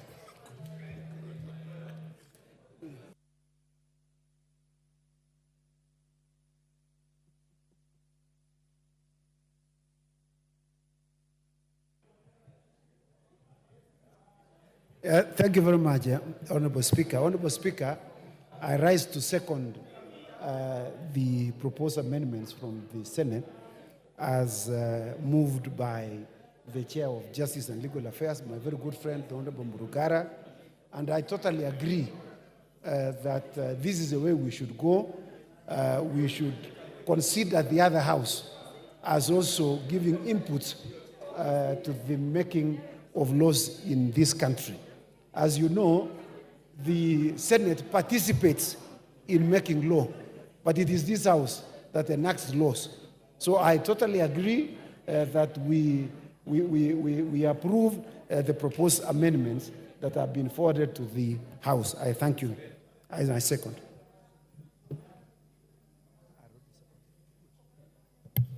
Honorable members, I now propose the question that the Senate amendments to the Independent Electoral and Boundaries Commission Amendment Bill, National Assembly Bill number 10 of 2024, be now considered.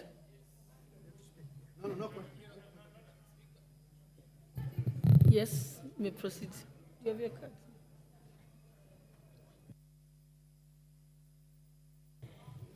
Thank you, Madam Speaker, for this opportunity to support the amendment as presented by the Senate. I have had keen interest, especially on this bill. Madam Speaker, this is a culmination of agreement that was reached by the NADCO committee, and indeed, the Senate should be included or should be captured in this bill, because elections across the country and the issues with boundaries cut across national and county governments. And therefore, Madam Speaker, I feel that this is the right thing to do, and the Senate has ably inserted their say in matters IEBC in terms of appointing and all. And therefore, Madam Speaker, I think it's only in order that we support this bill so that then some of these constituencies that do not have representatives, and even our wards, some that either their representatives have passed on or seats have been declared vacant, Madam Speaker, will have an opportunity now to set up so that then they have representatives and people working for them. Madam Speaker, I support this amendment. Thank you.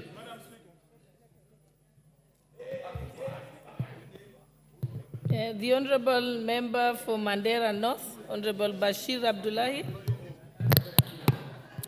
Thank you very much, Honourable Speaker.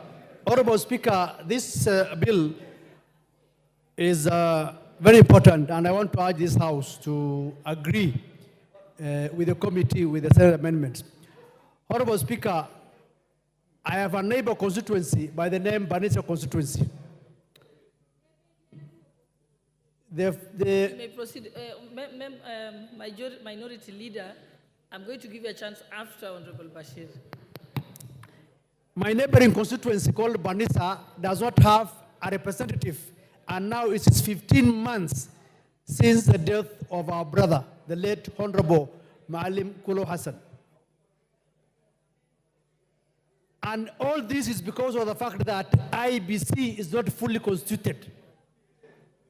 It's unfortunate that the people of Banisa have been denied representation by the fact that IEBC is not fully constituted. Personally, I have made a bill here, which is actually in the House, which seeks that the IEBC CEO, in the absence of the chairman of IEBC, be given the mandate to gazette a returning officer. But now that this bill now is on the floor with the amendments from the Senate, it only requires this House to pass so that it's assented to, and the people of Banisa and the other county assemblies have their representatives. So I want to urge this House to be fair to the people of Banisa and to the other many wards that are lacking representation, so that we fast track and the bill is assented to and IEBC is fully constituted. And once the selection panel is constituted, I want to urge them that the membership of IEBC Commission should not just take within 90 days, but should be within a span of between 30 to 45 days, so that they are in place and the people of Banisa go for by-election and they elect another representative. I support. Thank you, Honourable Speaker. Yes, Honourable Minority Leader, you had wanted to speak to this? Because you were busy then I gave somebody else. You want to speak?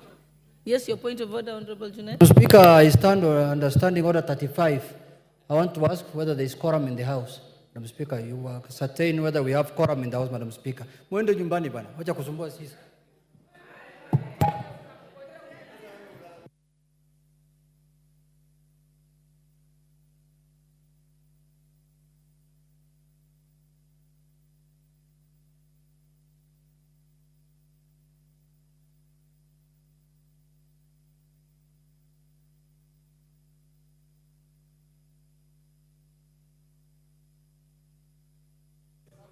I direct that we ring the quorum bell for 10 minutes.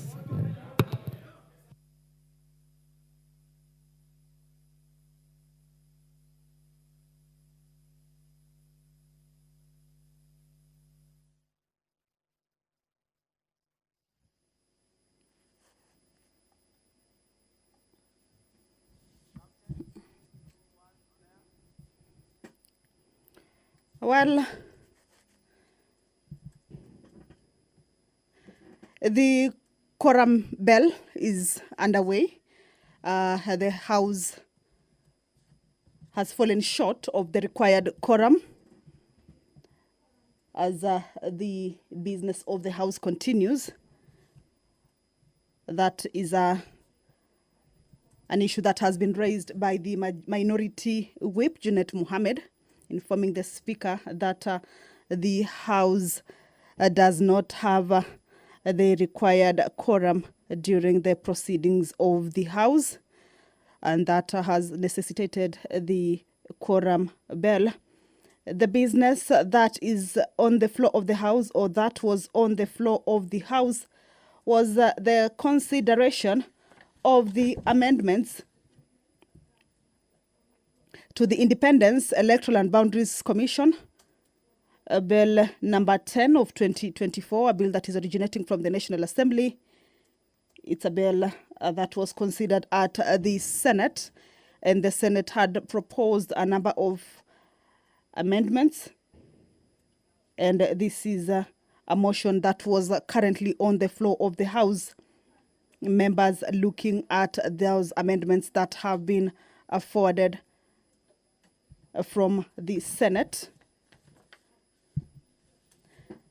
Some of the amendments or the clauses that attracted amendments from the Senate include Clause 2, Clause 3, and Clause 7.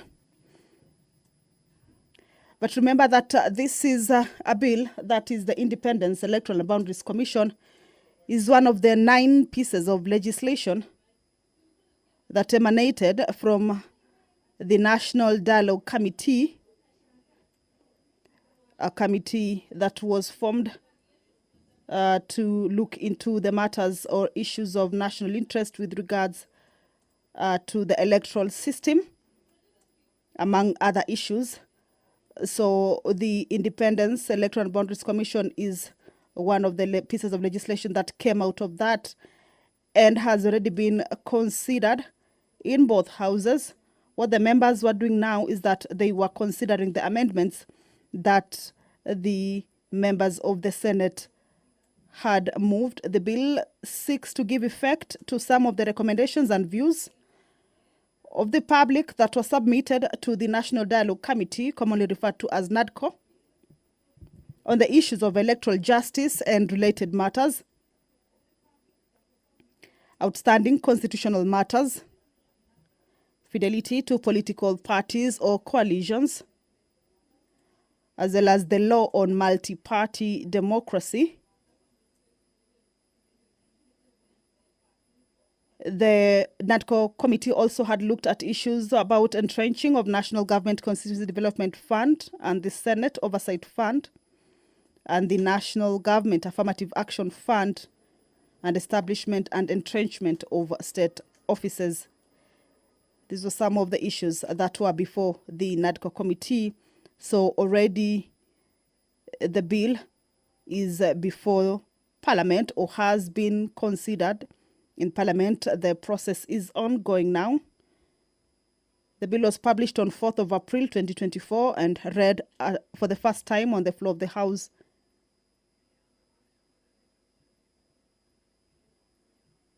It was considered and passed with amendments by the National Assembly on the 2nd of May 2024. Now, the bill, remember, is one that concerns counties. And with this regard, it was forwarded to the Senate for consideration pursuant to the House Standing Order number 142 of the National Assembly.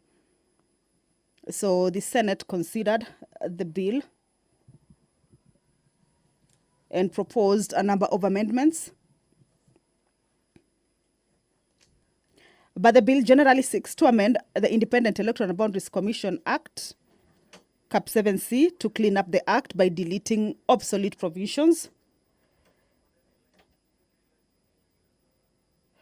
amend Section 6 of the Act and include experience in accounting or information and communication technology as additional professional qualifications for appointment as a member of the Independent Electoral and Boundaries Commission. Also amend the first schedule to the Independent Electoral and Boundaries Commission, that is IEBC Act, Cap 7C, to increase the number of members of the selection panel from 7 to 11 in order to accommodate a wide spectrum of stakeholders and interest groups. Remember, this was a conversation and it led to the proposal that the number of the members of the selection panel be increased so that it could include a wider spectrum of stakeholders and interest groups, as well as replace the current 5th schedule of the Act with a new and updated schedule. These are some of the amendments. Also make consequential amendments intended to align the Act to the judgment of the High Court in Katiba Institute and 3 others versus Attorney General and 2 others.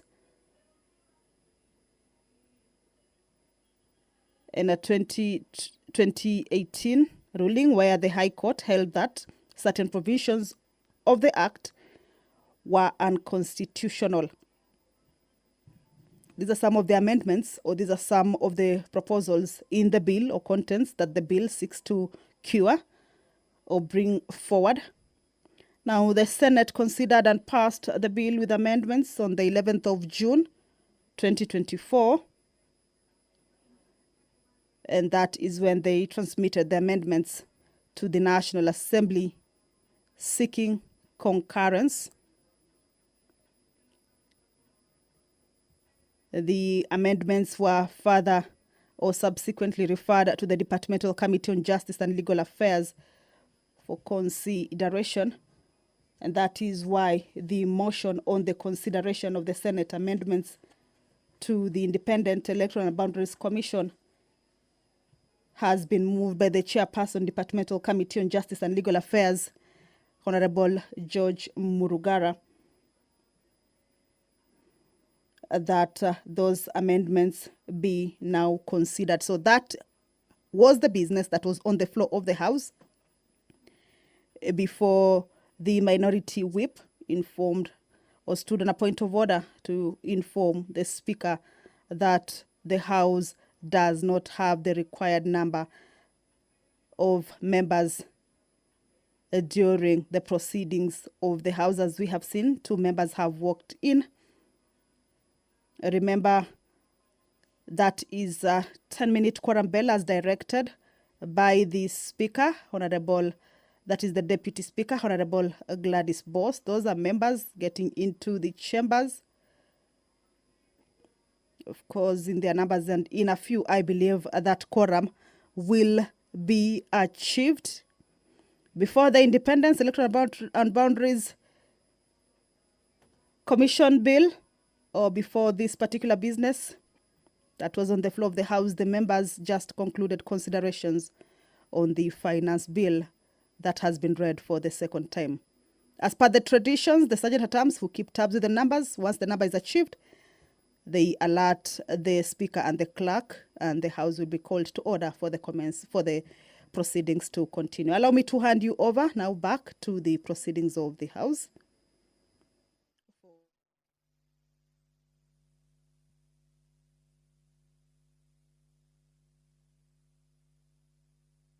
Yes, Honorable TJ. You want to contribute? You want to contribute? Yeah, just hold on. Who was the last person? Oh, but he had finished. Okay, you may proceed. Proceed, Honorable TJ.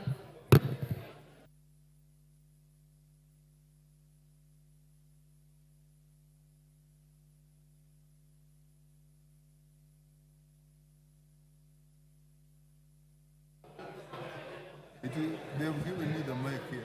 Okay. Madam Speaker, this bill, we should be able to accede to it and pass it. We have been able to look at it from JLAC. It is only 3 issues which were not really in contention, which I think, as a matter of oversight, we may have passed the bill to the Senate without looking at it thoroughly. In terms of defining parliamentary party. We defined parliamentary party in the National Assembly, but somehow we did not define it for the benefit of the Senate. So they came to adjust that, number 1. Number 2, then the report of the Boundaries Commission ought in the parent act. In the parent act before the bicameral system, it used to come to the National Assembly. Again, we did not see that now we have 2 houses, and they have corrected that. And the third thing is that they have added 10 years experience in matters of law, ICT, and so on. Of course, Gen Zs will really suffer. But again, experience is also a good thing for management of an office.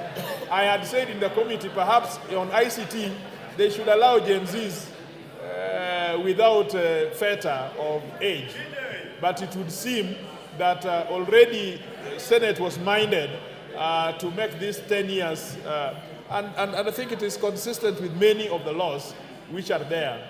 And so, of all those things, I think the only issue probably in the selection panel that will bring issues is that this nominee of other than the parliamentary party, the people who are out there, I think it calls on that political liaison office to really know how to go through the parameters of transparency, qualifications and eligibility, not just to handpick a friend, but to go through a criteria, a verifiable criteria by which that member of the panel should be. And so I support, and I think we should be able to accede to this without necessarily going for mediation.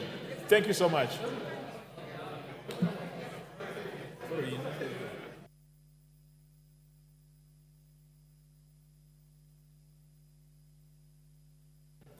No, you can't do that. You can't do that. Minority leader. There is an order.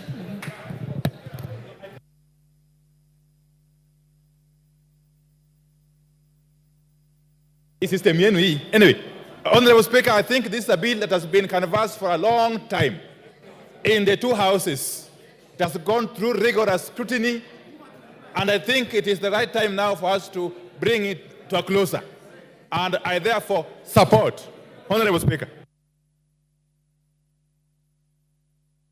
Okay, thank you. Can the mover reply?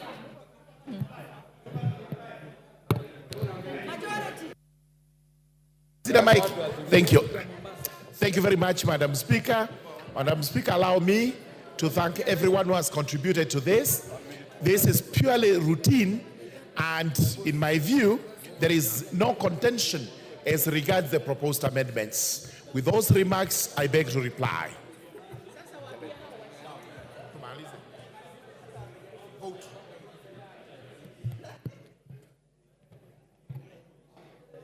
Honorable members, I now put the question that the Senate amendments to the Independent Electoral and Boundaries Commission Amendment Bill, National Assembly Bill number 10 of 2024, be now considered. Will as many as of that opinion say aye? Aye. Will as many as of the contrary opinion say nay? The ayes have it.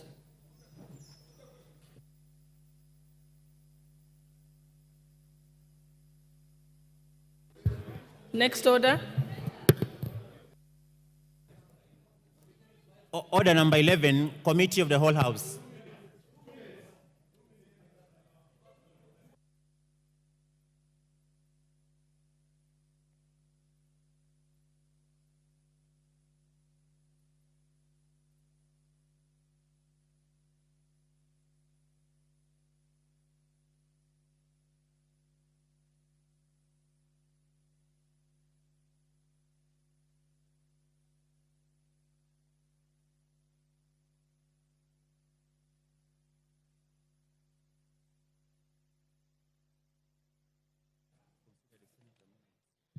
Honorable members, we are in the Committee of the Whole House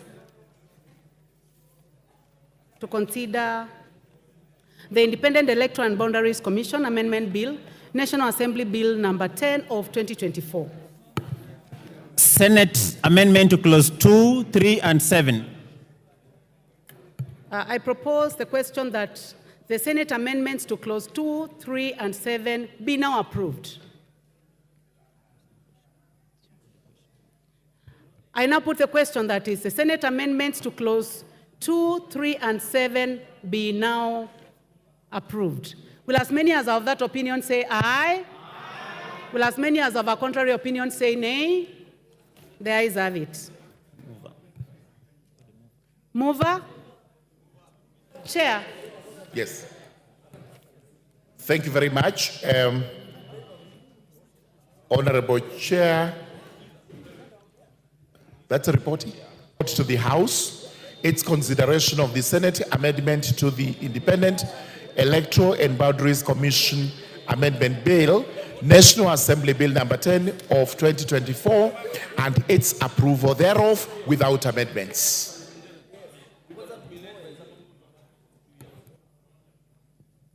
Honorable members, I now put the question, which is that the committee do report to the House its consideration of the Senate amendments to the Independent Electoral and Boundaries Commission Amendment Bill, National Assembly Bill number 10 of 2024, and its approval thereof without amendments.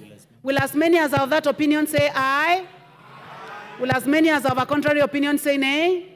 The ayes have it.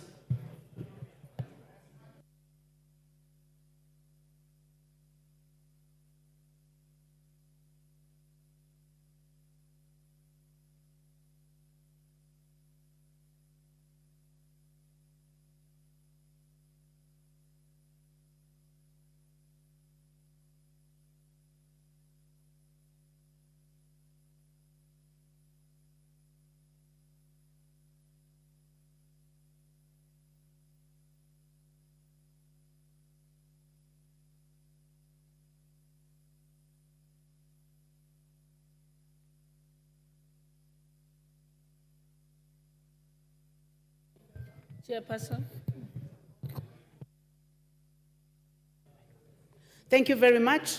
Honorable Speaker, I beg to report that the Committee of the Whole House has considered the Senate amendments to the Independent and Electoral. Honorable Speaker, I would like to take that again. Honorable Speaker, I beg to report that the Committee of the Whole House has considered the Senate amendments to the Independent Electoral and Boundaries Commission Amendment Bill, National Assembly Bill number 10 of 2024, and approved the same without amendments.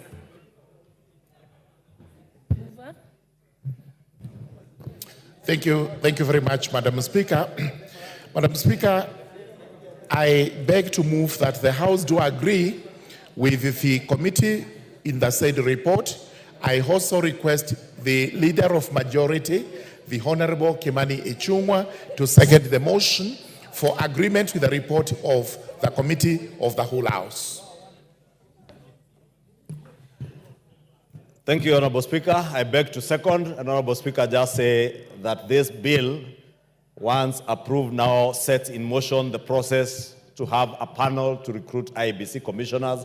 And I do hope that those who will be nominated by the various nominating bodies will nominate men and women of integrity, men who will become commissioners that will guarantee us that in 2027 we will have an election that will be done, and without questions, the winner of that election will be known without any questions, Honorable Speaker. And I beg to second. Honorable members, I now propose the question, which is that the House do agree with the committee in the said report. Okay. Honorable members, I now put the question, which is that the House do agree with the committee in the said report. Will as many as of that opinion say aye? Aye. Will as many as of the contrary opinion say nay? The ayes have it.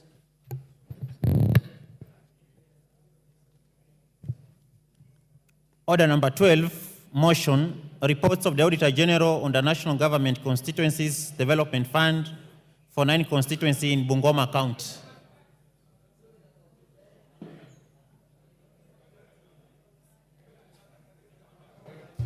Who's the mover? Chairperson.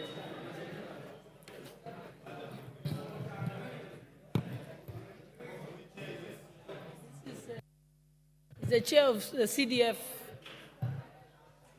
committee. Okay. Seeing that the chairperson is not here, we can move to the next order. We can defer it to a later time. Okay. Order number 13, motion, public petition on funds spent contrary to the provisions of Article 223 of the Constitution. Chairperson, public petitions. Thank you, Madam Speaker.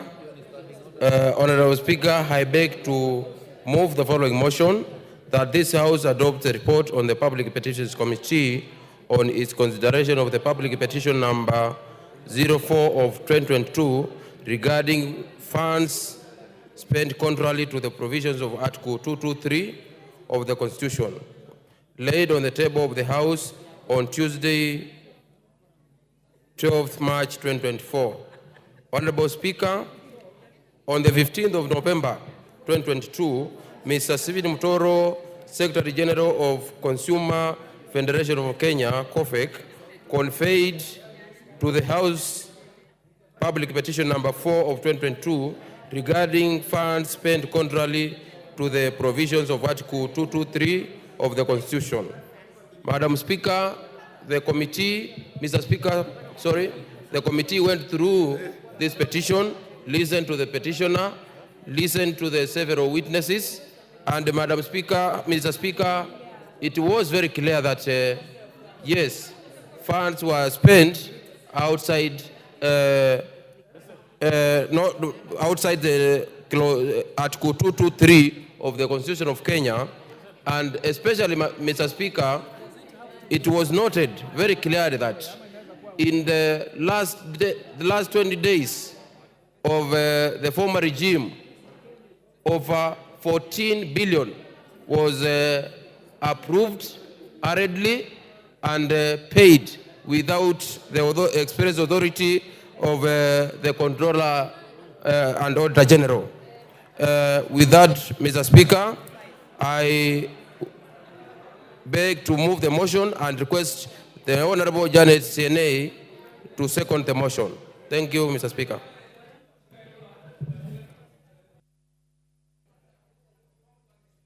Seconder, the Honorable Seconder. Yes, proceed. Thank you, Honorable Speaker. Thank you, Honorable Speaker. I second that this motion be debated in the House. Thank you, Honorable Speaker. Thank you.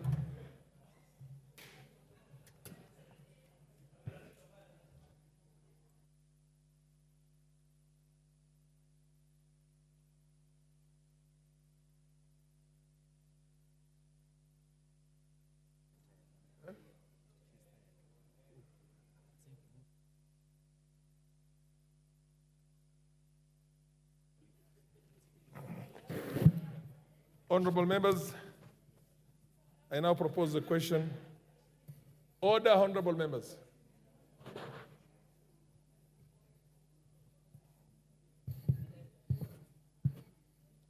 Honorable members, I now propose the question that this House adopts the report of the Public Petitions Committee on its consideration of Public Petition number 4 of 2022 regarding funds spent by the national government contrary to the provisions of Article 223 of the Constitution, laid on the table of the House on Tuesday, the 12th of March, the year 2024. The Honorable, well, what's your point of order, Honorable? Mr. Speaker, I stand on the point of order number 35. And seeing the House, I don't think we have enough quorum. We don't have quorum. Yes. Indeed, the chair agrees with you. Thank you. Doesn't no need to count.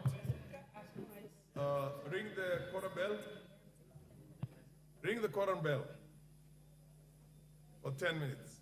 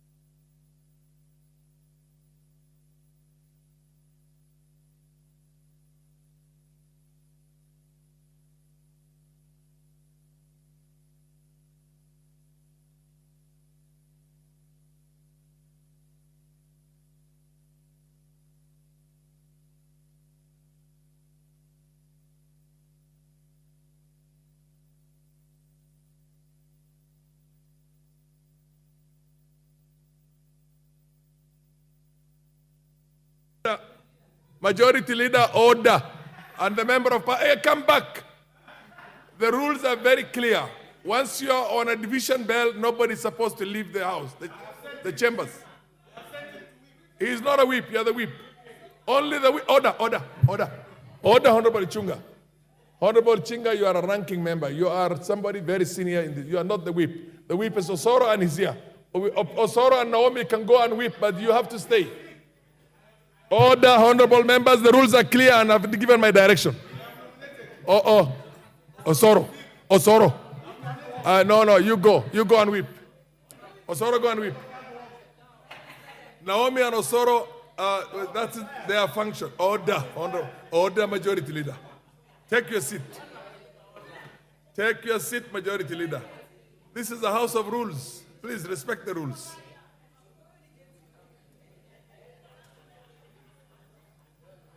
Sergeant at Arms, make sure nobody leaves the house until the division bell is, we have done the 10 minutes, and if there's no quorum, then the house will be adjourned.